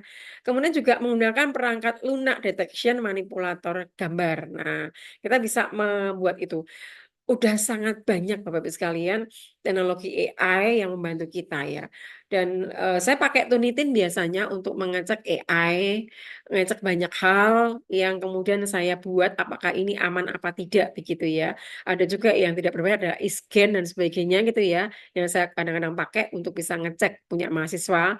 Karena kan kita dosen kadang-kadang harus menjadi pembimbing yang nama kedua kita masuk di situ. Karena jadi nama kedua begitu ya. Nah, ini kita nggak bisa hanya percaya pada mahasiswa kita, meskipun mungkin mahasiswa S3 juga gitu ya. Kita harus meyakinkan bahwa apa yang mereka buat ini aman secara data, secara metodologi, secara citasi dan sebagainya. Maka kita juga punya tugas untuk mengecek lagi kebenaran, kevalidan data yang dikirim oleh mahasiswa bimbingan kita tersebut. Maka kadang-kadang saya harus ketika mahasiswa datang, Bu, sama publish, saya akan kirim ke saya dulu untuk saya cek ulang. Apakah ini aman dengan Turnitin, dengan ISKIN dan sebagainya itu aman apa tidak begitu. Nah, ketika nggak aman, saya akan panggil dulu mahasiswa untuk saya ajak diskusi. Tanpa harus menyalahkan ya, tapi lebih ke mendiskusikan bahwa ini ada kondisi seperti ini. Karena kita juga nggak bisa lepas, kita semua juga kadang pakai AI untuk membuat perumusan yang lebih bagus begitu ya. Tapi kita juga harus punya etika bahwa AI hanya untuk merangsang kita menemukan pola yang benar di dalam menulis, di dalam mengembangkan tema yang akan kita ambil, tapi secara kontekstual harus kita sendiri yang membuat kalimat lebih bagus gitu ya. Jadi ini yang perlu kita lakukan juga, meskipun kita mungkin nama kesekian ya, bukan nama pertama gitu. Karena nama kita ada di situ, maka kita harus benar-benar terwarning dengan mahasiswa yang kita bimbing begitu. Yang kelima adalah platform peninjauan sejawat pasca publikasi. Nah, ini juga menjadi penting lagi gitu ya.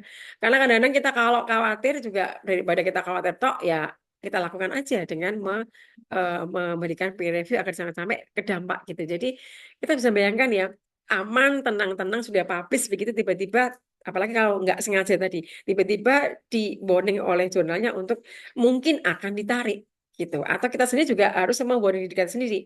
Terutama kalau tadi ya, kita sebagai dosen pembimbing nih, nah kita perlu untuk tanya kepada rekan seprofesi kita untuk yang sebentar ya, kok saya ada keresahan dengan artikel mahasiswa saya ini ya, kira-kira ini aman nggak menurut kalian gitu ya, menurut Anda begitu, itu penting.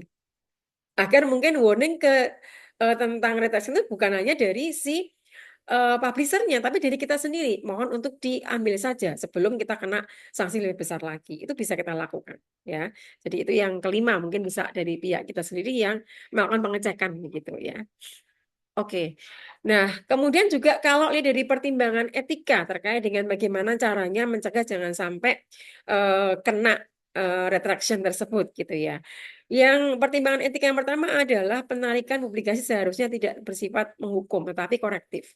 Makanya saya katakan bahwa kita bisa kok kalau kita sudah publish kita yang meminta untuk ditarik. Kenapa? Karena adalah saya mau mengkoreksi. Nah, kalau kitanya menyadari bahwa ada yang salah dari artikel kita, jurnal akan lebih menerima lagi setelah diperbaiki, kemudian dia akan mau menerima dan melanjutkan publikasi dan aman. Jadi ini adalah upaya prevention dari kita ya, bahwa kok saya merasa tidak aman nih, merasa ada sesuatu yang membuat saya tidak tenang nih.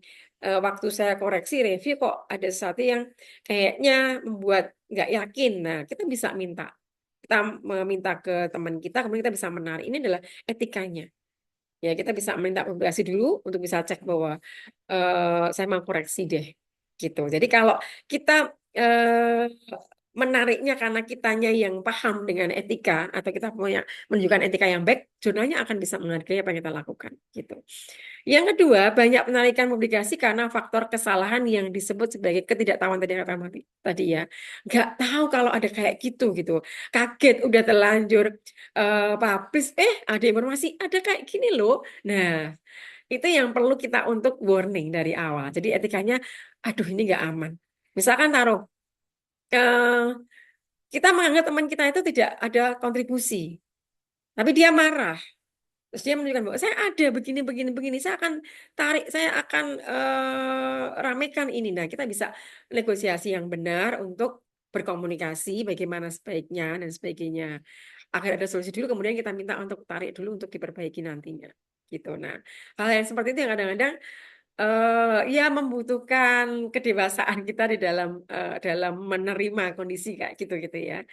Yang ketiga adalah sistem harus mendorong koreksi daripada menyembunyikan masalah. Ya, ini sama ya.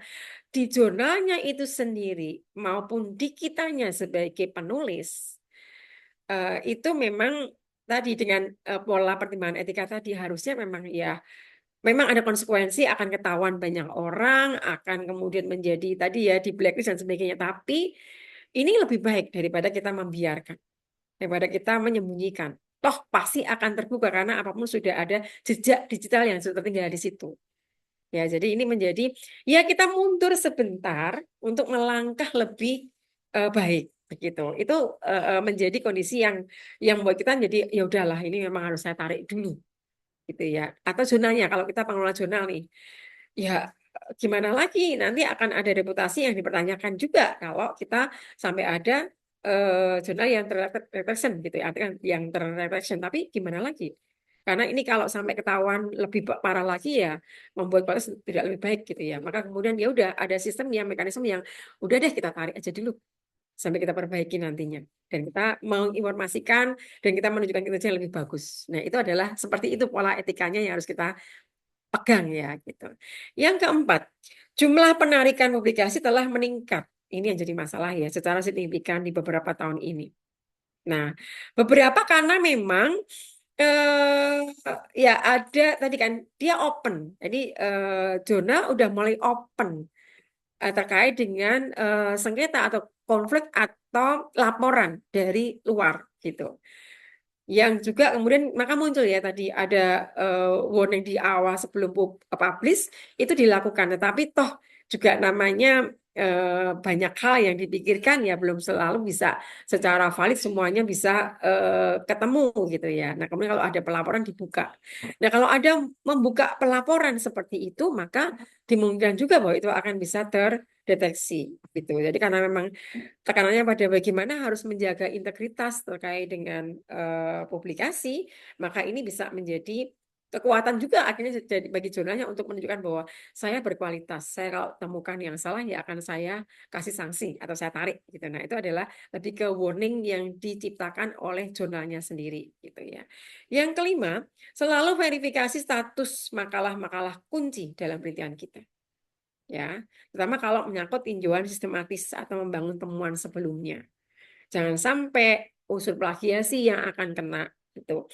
Nah, saya punya anak bimbing yang cukup ketakutan ketika dia mengembangkan dari karya orang lain. Jadi saya memastikan bahwa kenapa harus takut? Takut Bu kalau dianggap nggak ada kebaruan karena saya mengembangkan. Nah, apa yang membuat Anda takut? Silakan Anda mencari argumentasi yang cukup kuat dengan dasar-dasar empiris yang jelas sehingga nggak perlu takut. Kalau itu Anda kembangkan dari orang lain, dari ini kita harus jujur gitu. Nah, ini yang kadang-kadang memang kalau ada ketakutan berarti ada sesuatu yang kita harus kuatkan di situ. Jangan-jangan yang dia bangun ini tidak cukup kuat untuk menjadi hal yang baru, kebaruannya gitu. Nah, saya bilang tolong kuatkan dengan empiris yang Anda bisa buktikan, yang Anda bisa jelaskan dalam artikel Anda, dalam disertasi Anda gitu. Nah, itu yang kita juga punya tanggung jawab untuk bisa mengembangkan pola integritas seperti itu gitu ya. Kemudian yang keenam adalah komunitas ilmiah yang terus mengembangkan sistem yang baik gitu, yang melacak bagaimana pola mungkin terjadinya banyak kesalahan nasional yang sudah publish gitu ya. Dan kemudian juga tadi memastikan bahwa penarikan ini sudah dikomunikasikan dengan baik sehingga tidak menemukan ekses yang lebih parah ya, tapi yang harapannya adalah menimbulkan persepsi integritas gitu yang harapannya seperti itu yang bisa muncul kalau dari sisi pertimbangan etika gitu. Jadi apakah tidak berat? Ya berat, tetapi ini dianggap tadi mundur selangkah untuk mendapatkan kemajuan lebih baik langkah berikutnya begitu ya. Ini konsep utama yang ditanamkan dalam prevention dasarnya pada pertimbangan etika begitu. Nah, kemudian beberapa alat nih ya, kalau tadi saya sudah sampaikan beberapa, ini saya ulang lagi, beberapa alat kita udah bisa pakai ya untuk proses tersebut gitu ya. Kita yang mau mempublish juga perlu menggunakan itu, atau kita yang mau mensitasi jurnal lain, artikel lain gitu ya, itu juga bisa melakukan di sini.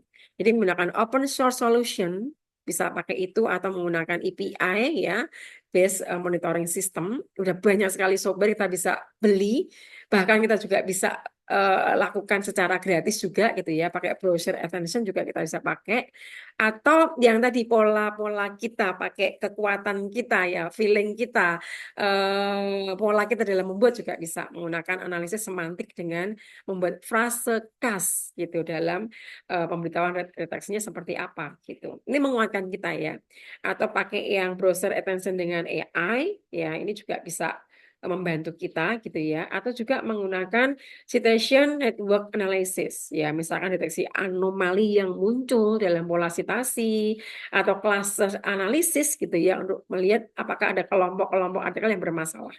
Jadi kita udah dibantu banyak oleh tools ya dan cara yang kita bisa pakai untuk jangan sampai kita sampai terkena retraction gitu sebelum kita publish, bahkan sudah ke review pun ataupun sudah mau publish pun kita masih bisa untuk menjaga ya, agar jangan sampai sudah terlanjur kita pura-pura nggak tahu, malah kemudian ke blacklist dan malah kena masalah etika dan malah terberatnya adalah akan kaitkan dengan reputasi kita gitu ya, atau dengan jabatan fungsional kita. Nah, itu berat kalau sampai di situ ya. Kemudian dampaknya seperti apa? Saya rasa saya sudah juga sampaikan tadi ya, secara detail juga gitu ya. Ada dua sisi ya, bagi dosen yang bersangkutan dan timnya tentunya, dan juga bagi institusi gitu. Yang pertama pasti adalah reputasi dan kredibilitas gitu, sampai karena pengen ngomongnya cepat gitu ya, sampai kemudian belibet gitu. Seperti apa yang terjadi kalau reputasi kita kena gitu ya? Tentunya adalah akan kita dianggap nggak profesional lah. Dan itu beratnya adalah menancap dalam diri kita. Gitu. Jadi hati-hati banget jangan sampai kena retraction yang oleh publisher, bukan oleh kita gitu ya. Kalau kita kan ya terpaksanya merepresent karena memang kondisi yang lebih lebih baik beretika daripada nanti kemudian di belakangnya bermasalah gitu ya. Yang kedua, kehilangan kepercayaan pasti. Ya, siapa lagi yang akan ngajak kita kalau kita sering melakukan itu ya. Meskipun memang manusia itu sering lupa sih memang. Udah sekian tahun biasanya akan pulih biasanya. Tapi kan butuh sekian tahun ya untuk menjaga kredibilitas kita gitu ya. Jadi ya jangan sampai lah itu kena di situ ya. Kemudian juga diasosiasikan dengan ketidakjujuran ilmiah. Bahkan tadi ya dianggap yang eh, ya jelek lah gitu. Meskipun tadi bahwa lu nggak tahu kok kalau itu ternyata dia nggak bermasalah gitu ya. Ya itu makanya harus hati-hati, harus sampai benar-benar memahami apa yang kita tulis dan bagaimana langkah-langkah untuk menjaga keamanan artikel kita itu harus ada.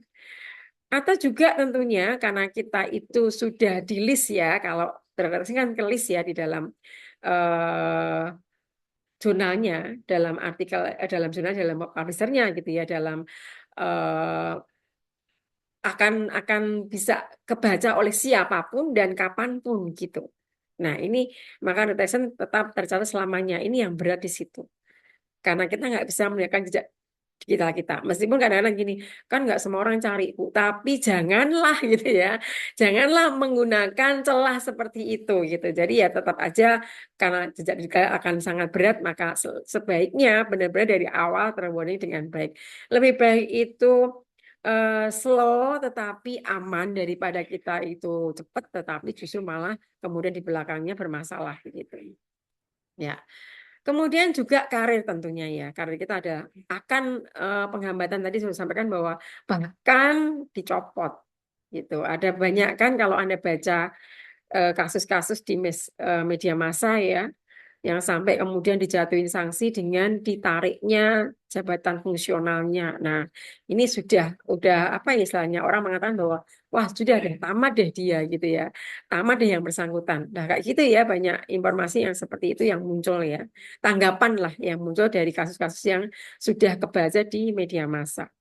Kemudian juga tentunya mendapat kalau mau ngajukan lagi gini ya, kalau misalkan taruh nggak sampai diturunkan jabatan akademiknya pun kalau sudah kena flagnya tadi ya, kena apa ini istilahnya, kena benderanya jelek gitu ya, kita akan sulit mendapatkan posisi akademik yang baru. Kemudian juga dampaknya lagi tambah bisa tertolak di hibah juga gitu ya. Dan mungkin tadi sampai dicabut gelarnya dan juga mungkin di PHK. Nah, ini yang harus kita jaga kalau sel akademik kita akan kita kena di situ. Dampaknya cukup berat buat kita semuanya. Kalau di aspek hukum bahkan ini juga tambah berat lagi karena kita harus mengembalikan dana hibah. Nah, ada beberapa memang yang kalau sudah kena begitu ya gimana lagi harus mengembalikan. Padahal udah kita pakai ya, udah kita keluarkan. Kita harus menghimpun dana lagi untuk mengembalikan dari aspek keuangannya. Hukumnya bisa kita kena pidana. Atau tadi ya sanksinya ya sudah dikeluarkan seperti itu. Atau juga mungkin nggak mengembalikan tapi ada denda finansial begitu, atau kewajiban membayar sebagian biaya yang dikeluarkan terkait dengan biaya publikasi seperti itu buat dari lembaga kita gitu. Jadi sebesar itu ya dampaknya buat kita kalau terkena retraction, maka harus benar-benar warning ya atas semuanya itu. Kemudian juga kondisi psikologis kita tentunya ya. Kita bisa bayangkan ya seberat apa. Tentunya kan kita akan stres, kita akan cemas pasti, depresi pasti gitu ya. Terutama lagi karena kita kemudian kena cap tadi ya.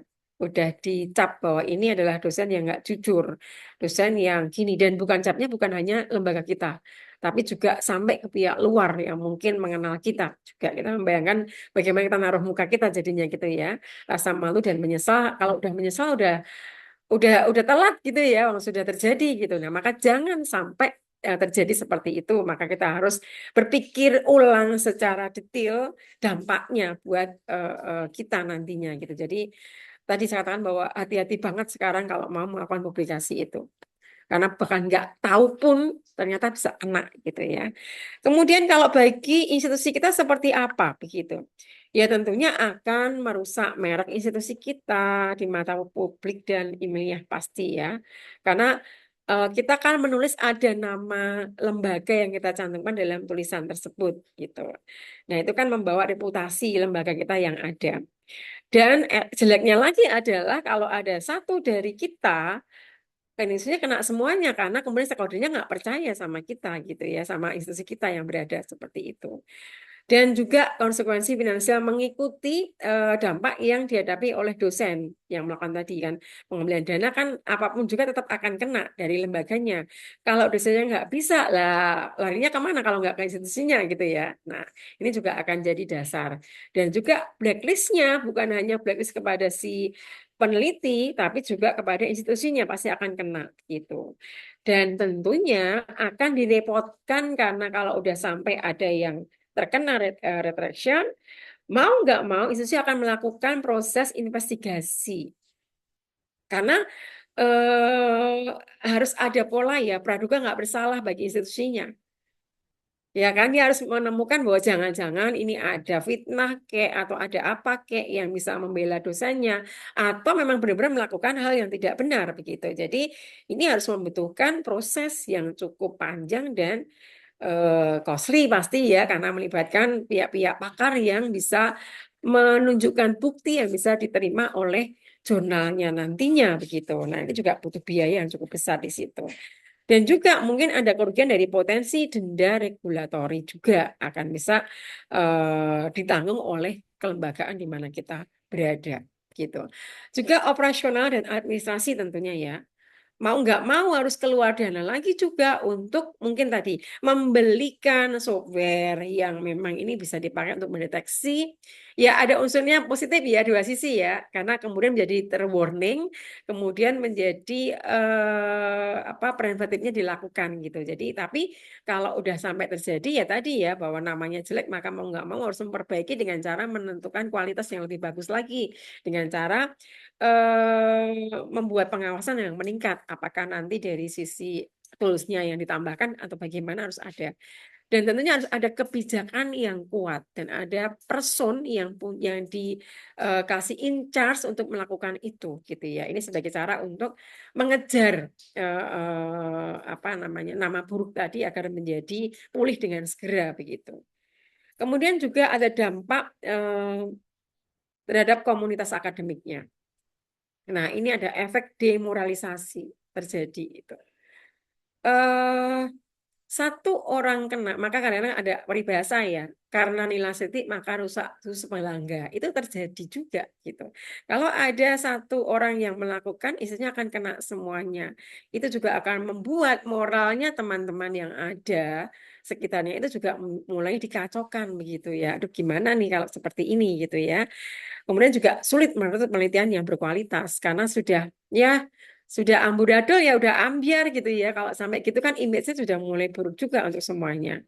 Apalagi kemudian kalau udah kelis ya oleh jurnalnya, maka kalau kita berusaha keras untuk mengajukan penelitian dengan dana internasional ya menjadi salah satu cacat yang akan dikoreksi, yang akan diawasi, yang akan dijadikan sebagai syarat untuk menolak kolaborasi dengan kita. Nah, sebegitu beratnya gitu ya. Ya, ini meskipun demikian ya kita kadang-kadang juga merasa aneh ya. Kok ya masih banyak yang mau melanggar untuk kepentingan pribadi gitu ya. Padahal lembaganya cukup berat ya kena dan pribadi juga cukup kena berat kena di situ gitu ya. Ini yang saya katakan bahwa ini sebenarnya efeknya cukup besar gitu ya bagi individu dan juga bagi lembaga gitu. Maka baik kalau dari awal tadi sampaikan berkali-kali bahwa kita memang melakukan proses yang benar itu perlu ketelitian, perlu kehati-hatian, perlu kejelian. Kita nggak bisa menulis, mungkin kita semua udah tahu ya, menulis dengan cara yang cepet-cepet gitu nggak. Tapi benar-benar butuh waktu secara khusus untuk bisa menulis dan mengkaji semuanya. Kalau emang kita mau berhasil publikasi di jurnal bereputasi gitu. Saya rasa itu yang bisa sampaikan terkait dengan materi bagaimana cara mencegah jangan sampai kena retraction gitu ya. Terima kasih untuk atensinya dan saya kembalikan kepada Pak Arya sebagai moderator. Terima kasih. Baik, Ibu. Terima kasih kepada Ibu Profesor Dr. Teresia atas pemaparan yang sangat luar biasa dan menginspirasi kita tadi. Baik, kita telah mendengarkan presentasi yang komprehensif ya Bapak Ibu, mulai dari definisi, dinamika, lika-liku retraction, fondasi etika, identifikasi titik kritis, sampai dengan strategi pencegahan. Baik, ini waktunya kita berdiskusi lebih dalam.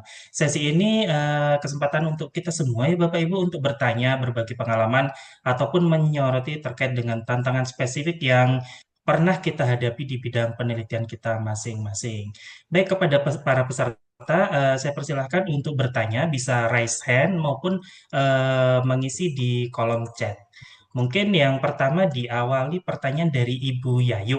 Jadi ada pertanyaan Ibu, izin bertanya terkait dengan yang pertama, kira-kira apakah ada standar Ibu, berapa lama artikel kita yang telah kita publish aman dari retraction. Yang kedua, untuk citasi artikel, apakah ada pattern khusus artikel yang seperti apa yang aman, Ibu? Seperti itu. Monggo, Ibu. Oke, baik Pak Arya. Untuk pertanyaan dari Bu Yayu ya, Iya, Ibu. yang pertama, apakah ada standar? Nggak ada sebenarnya Bu standarnya gitu ya. Kita nggak ada misalnya setahun selesai ya, nggak ada Bu bisa. Karena kan gini ya, kebacanya artikel oleh orang lain itu kan juga butuh waktu gitu ya, apalagi yang berbayar kan, kadang cuma abstrak tok gitu kan, kita baru bisa masuk kalau benar-benar dapat akses gitu ya. Ya itu kan perlu proses juga waktunya begitu ya. Jadi memang tidak ada standar berapa lama tidak akan kena retraction tuh nggak ada. Maka tadi saya katakan bahwa kita harus memastikan aman dulu artikel kita ini dari banyak hal, dari sengketa dan sebagainya itu ya terutama ya, agar kita juga tidak akan was-was terus setiap masa gitu karena nggak ada standarnya.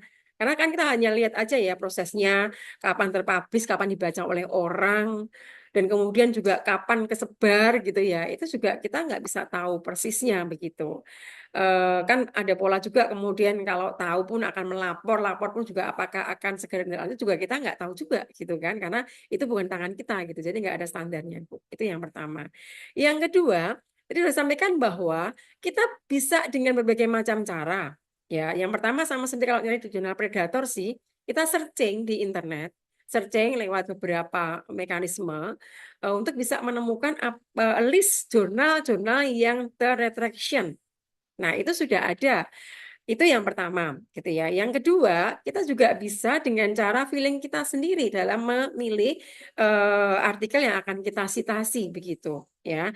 Jadi kalau polanya tadi bisa lihat pada semantiknya, sudah saya sampaikan juga dengan cara saya adalah saya mencoba untuk mencari satu artikel, kemudian kalau ternyata dia sering banget citasi dipakai dalam satu jurnal, jadi satu nama dipakai terus, nah udah, ini kita nggak usah pakai aja, ini berarti nggak berkualitas lah gitu ya, kita sampaikan di situ. Itu yang cara-cara yang paling mudah gitu ya untuk bisa kita tahu. Atau kita masukkan ke dalam beberapa tools yang kita punya ya untuk bisa mendeteksi bahwa ini ada nggak ya retraction tersebut terjadi dilakukan dari artikel yang akan kita citasi. Begitu mungkin jawaban saya Pak Arya untuk Bu Yayu ya. Baik, terima kasih, Semoga menjawab. Prof. Baik, kemudian ada juga pertanyaan lagi dari Bapak Nur Gunawan. Izin bertanya, Prof, untuk urutan penulis paper, etikanya itu seperti apa, Prof? Termasuk corresponding author, agar kedepannya tidak terjadi konflik setelah publikasi. Jadi, kadang kalau penulisan yang pertama, penulis pertama itu jelas ketua, yang kedua, ketiga, keempat, dan seterusnya itu bagaimana, Prof, agar tidak terjadi konflik? Ya, oke. Yang pertama adalah mesti harus berkomunikasi dengan baik ya di antara tim gitu. Kalau dengan mahasiswa pasti ya kita adalah koautor gitu ya. Nah, korespondensi jelas ya Bapak Ibu sekalian, kalau kita yang mengirim ke OCS-nya, ke jurnalnya, tentu kita adalah korespondensi, auditornya gitu, autornya gitu ya. Nah, itu sudah pasti. Nah, cuma kadang-kadang begini, dalam lembaga kita kan punya persyaratan tersendiri ya. Kalau tempat kami kan begini, harus yang ngirim ada beberapa. Kalau saya membuat penelitian dengan mahasiswa, saya bikin apa namanya itu hibah doktor, hibah pasca gitu. Nah, itu ada diskusi di dalam tempat kami bahwa siapa yang harus mencarikan jurnalnya nih agar kontribusi dosennya bukan hanya sekedar pasang nama, maka dosennya harus mencari jurnalnya maka menjadi koautor. Gitu ada peraturan di tempat kami seperti itu gitu ya. Nah, ini bisa kita komunikasikan dengan mahasiswa kita gitu. Jadi, oke, atau misalkan taruh bahwa ini Bu nggak bisa tuh Bu, tempat kami saya harus menjadi korespondensi juga tuh Bu karena untuk Java saya gitu. Nah, itu dikomunikasikan. Kita ngobrol dengan lembaga kita bahwa wah, ini nggak bisa. Berarti kan harus Ibu soalnya kalau untuk doktor ya. Kita bilang ke mahasiswa, bikin dua oke nggak ya? Satu yang koautornya apa namanya korespondennya terpaksa saya, satu yang Anda sendiri gitu. Nah, itu bisa kita komunikasikan gitu ya. Jadi tergantung pada aturan yang kita buat ya Pak dan yang dibuat oleh lembaga kita seperti apa gitu. Tapi yang utama adalah bagaimana kita mengkomunikasikan. Tentunya kalau ketua, mestinya itu harusnya adalah menjadi autor ya.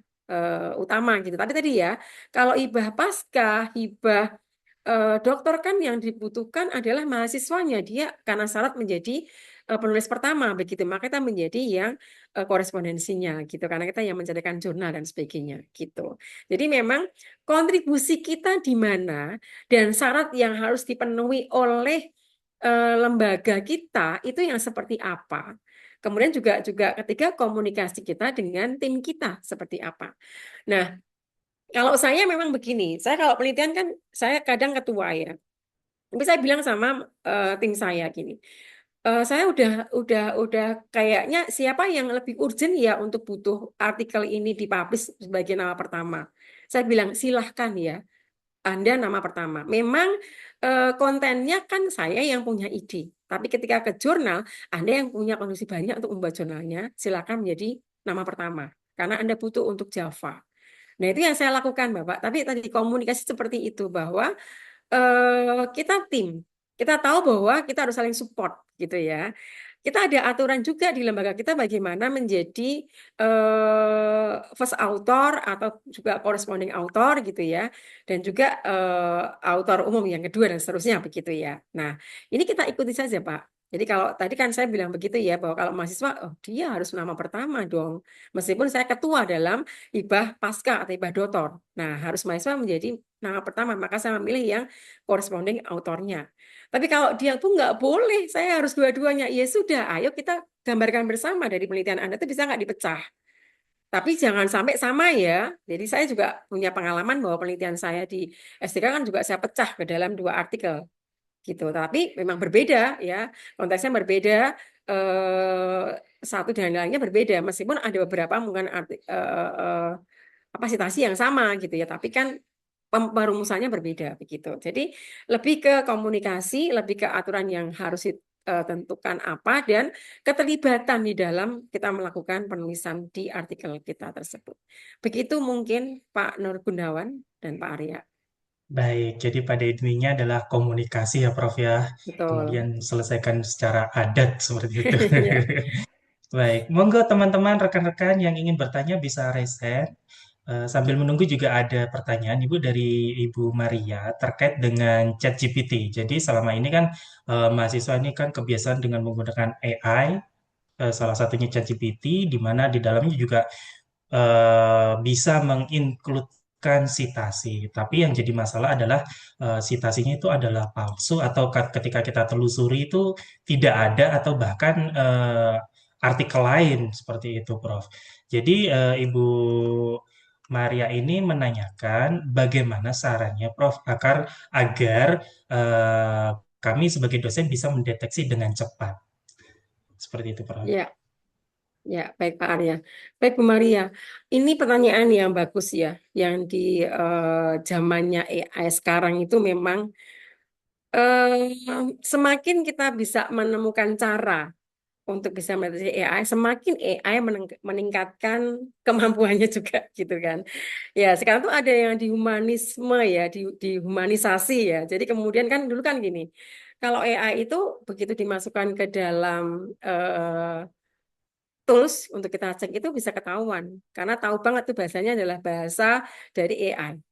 Tapi kemudian ada tool yang bisa menunjukkan bahwa ini adalah yang membuat manusia, human, atau ini adalah membuat AI. Nah, begitu AI itu bisa deteksi dengan cara demikian, dia meningkatkan dengan AI yang bisa menghumanisasi. Nah, ini yang berat di situ, gitu. Nah, memang alat pun juga udah mulai mengupgrade diri juga itu, Bu Maria. Jadi dulu kan Turnitin Sitero itu belum menggunakan proses AI, tapi sekarang kita udah bisa menggunakan Turnitin untuk bisa ngecek AI itu dilakukan apa tidak begitu. Terbantu Bu, ada banyak alat tools yang kita bisa kembangkan, yang kita pakai ya, dikembangkan oleh orang ya kita pakai untuk mendeteksi adanya penulisan mahasiswa citasi yang sebenarnya nggak ada tapi diadakan. Nah, dan mungkin kita juga mau nggak mau agak repot kalau emang kita nggak bisa pakai alat ya, pakai tulis tadi, kita bisa ngetik Bu, kita cari. Saya sering melakukan itu soalnya. Jadi biasanya kan gini, kita akan punya ya istilahnya praduga ya, too good to be true gitu ya atas karya mahasiswa kita gitu ya. Kok kayak kita udah kenal kan mahasiswa kita udah kenal banget kayak apa pola mereka masing-masing. Nah, kalau kita baca loh kok katanya api ini ya tulisan dia gitu ya dan dia banyak banget apa daftar pustakanya. Mosok sih gitu. Nah, itu artinya kan too good to be true. Mosok sih dia akan bisa membaca sebanyak ini gitu kan. Nah, kita bisa cek Bu, ambil aja satu artikel terutama yang misalkan bagus banget gitu artikelnya. Betul nggak dia membaca dengan baik? Kita cari aja, searching aja di internet, ada nggak nih artikelnya? Coba kita cari dalam tulisan mahasiswa kita. Kita ambil satu dua saja kalau ketahuan itu udah Bu, anaknya udah takut luar biasa pasti. Karena dia yakin bahwa, wah dosenku ngecek benar nih ya. Nah kayak gitu itu ya, itu cara yang paling cepat juga ya saya rasa untuk bisa menemukan bahwa artikel yang dipakai mahasiswa itu adalah tidak sesuai dengan yang sebenarnya. Begitu mungkin untuk Bu Maria, jawaban dari saya, Pak Aryo. Baik, memang di era teknologi AI ini sekarang luar biasa ya Ibu, Ya, sehingga dosen juga perlu mengupdate dan mengupgrading diri juga menyesuaikan dengan AI. Baik, monggo teman-teman atau peserta, Bapak Ibu peserta webinar di siang hari ini, silakan mungkin ada pertanyaan lagi. Baik, nampaknya sudah tidak ada ya Ibu. ya. Tidak terasa juga kita sudah mendekati di penghujung waktu ini. Untuk menutup sesi yang luar biasa ini, izinkan saya menarik tiga Masih benang ada merah. Bu Yayu tuh, Pak. Oh, izin. Sebentar Ibu, saya cek lagi. Oh iya, Bu Yayu, apakah aman jika sebelum kita submit artikel, kita minta bantu aplikasi SciSpace untuk review artikel kita? Ya, bisa Bu, tapi harus berlapis ya. Kita bisa melakukan pengecekan ke dalam satu eh, size space itu, boleh kita lakukan. Itu kan cara kita untuk melakukan proses pengecekan ya. Tapi baik juga kalau kita melakukan peer review Bu, untuk bisa memastikan bahwa, jadi berlapis ya kita melakukan pengecekan. Nggak apa-apa, kita boleh melakukan apa namanya pengecekan dulu dengan lebih ke self control kita ya, dengan aplikasi ini. Silakan kalau mau melakukan, tetapi baik juga kalau dilapisi juga dengan peer review. Begitu mungkin jawaban tambahan saya, Pak Arya, untuk Bu Yayu. Baik, terima kasih Prof. Demikian Ibu Yayu, mungkin ada feedback? Oke, mungkin sudah cukup ya. Baik, kita sudah mendekati ujung waktu. Izinkan saya untuk menutup sesi yang luar biasa ini dengan menarik tiga benang merah dari seluruh pembahasan kita hari ini. Yakni yang pertama adalah integritas adalah sebuah proses, bukan sekedar hasil. Hal ini harus dibangun secara baik dan sejak awal penelitian, bukan hanya dikoreksi di akhir. Kedua adalah teknologi merupakan sebuah sahabat. Jadi kita harus memanfaatkan tools dan manajemen penelitian kita dengan baik untuk menghindari deteksi plagiasi, data analisis, dan lain sebagainya untuk mengurangi kesalahan-kesalahan manusiawi. Serta yang ketiga, manfaatkan komunitas sebagai penjaga, diskusi dengan tim, kemudian diskusi dengan AI maupun dengan orang-orang yang tepat merupakan bentuk pertahanan kolektif dari kita. Pesan utama kami dari diskusi hari ini adalah mencegah retraksi jauh lebih mulia dan mudah daripada memperbaiki dampaknya. Terima kasih kepada semua peserta serta penanya atas pertanyaan-pertanyaan yang luar biasa, serta yang terutama terima kasih sebesar-besarnya kami haturkan kepada Ibu Profesor Dr. Teresia Dwi Astuti atas ilmu, waktu, dan kesempatannya dalam sharing ilmu yang mengajak kita untuk menjaga martabat dunia ilmiah kita. Terakhir, dari saya izinkan untuk memberikan pantun. Kapal berlayar sampai ke dermaga. Diskusi kita sudah di penghujung acara. Jadikan prinsip integritas sebagai penuntun arah menuju publikasi yang kuat, bebas dari celah. Pulang ke rumah naik perahu. Acara selesai sudah tepat waktu. Terima kasih semua, sampai jumpa lagi. Jaga integritas, sampai bertemu di diskusi berikutnya. Baik, sekarang saya akan mengembalikan acara kepada MC untuk menyampaikan penutup dan informasi-informasi lainnya. Terima kasih Ibu Prof atas kesempatan dan waktunya. Sama-sama, Pak.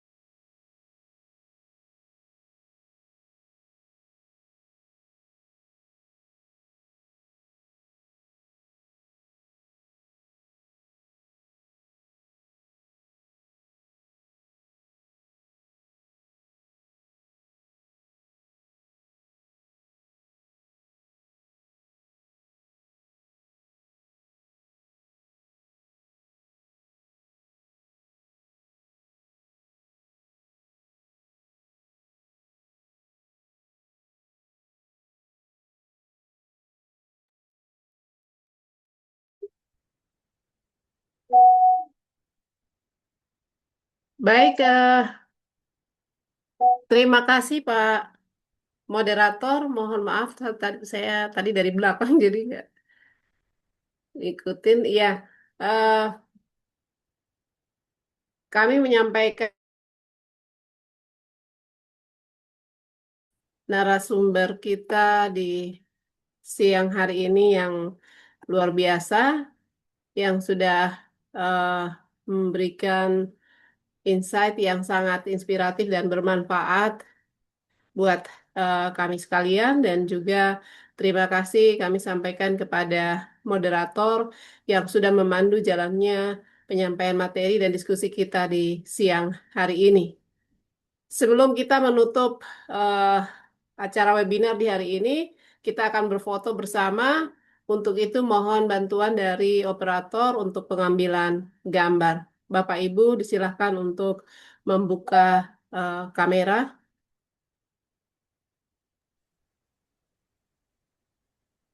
Baiklah Bapak Ibu, saya pandu untuk pengambilan dokumentasi. Di sini ada dua slide yang tampil di layar saya. Mohon bagi Bapak Ibu untuk mengaktifkan kameranya. Baik, saya mulai dari slide pertama. 1, 2, 3. Hold on, tahan sebentar ya Bapak Ibu. Baik, saya pindah ke layar slide yang kedua. Saya hitung 1, 2, 3. Oke, sebentar. Oke, sampun. Sudah, Ibu Margaret, saya kembalikan ke Bu Margaret. Iya, baik, terima kasih Bu. Bapak dan Ibu sekalian, tak terasa kita sudah berada pada penghujung acara webinar dengan tema Academic Integrity, Menghindari Retraction dalam Publikasi Ilmiah, Road to Scopus Without Traps, Integrity Strategy, and Smart Academic Publishing. Kami Atas nama panitia memohon maaf apabila ada kekurangan selama pelaksanaan webinar ini. Kami mengucapkan terima kasih kepada panitia yang sudah mempersiapkan segala sesuatu terkait dengan pelaksana webinar hari ini sehingga webinar ini telah berlangsung dengan lancar. Dan kami juga mengucapkan terima kasih kepada seluruh peserta webinar yang telah berpartisipasi aktif dalam kegiatan webinar di siang hari ini. Sekali lagi mohon maaf apabila selama pelaksanaan acara terdapat kekurangan. Shalom, wassalamualaikum warahmatullahi wabarakatuh. Salam sehat dan sukses selalu. Salam. Terima Waalaikumsalam. kasih Bu Makasih Margaret. Bu Margaret.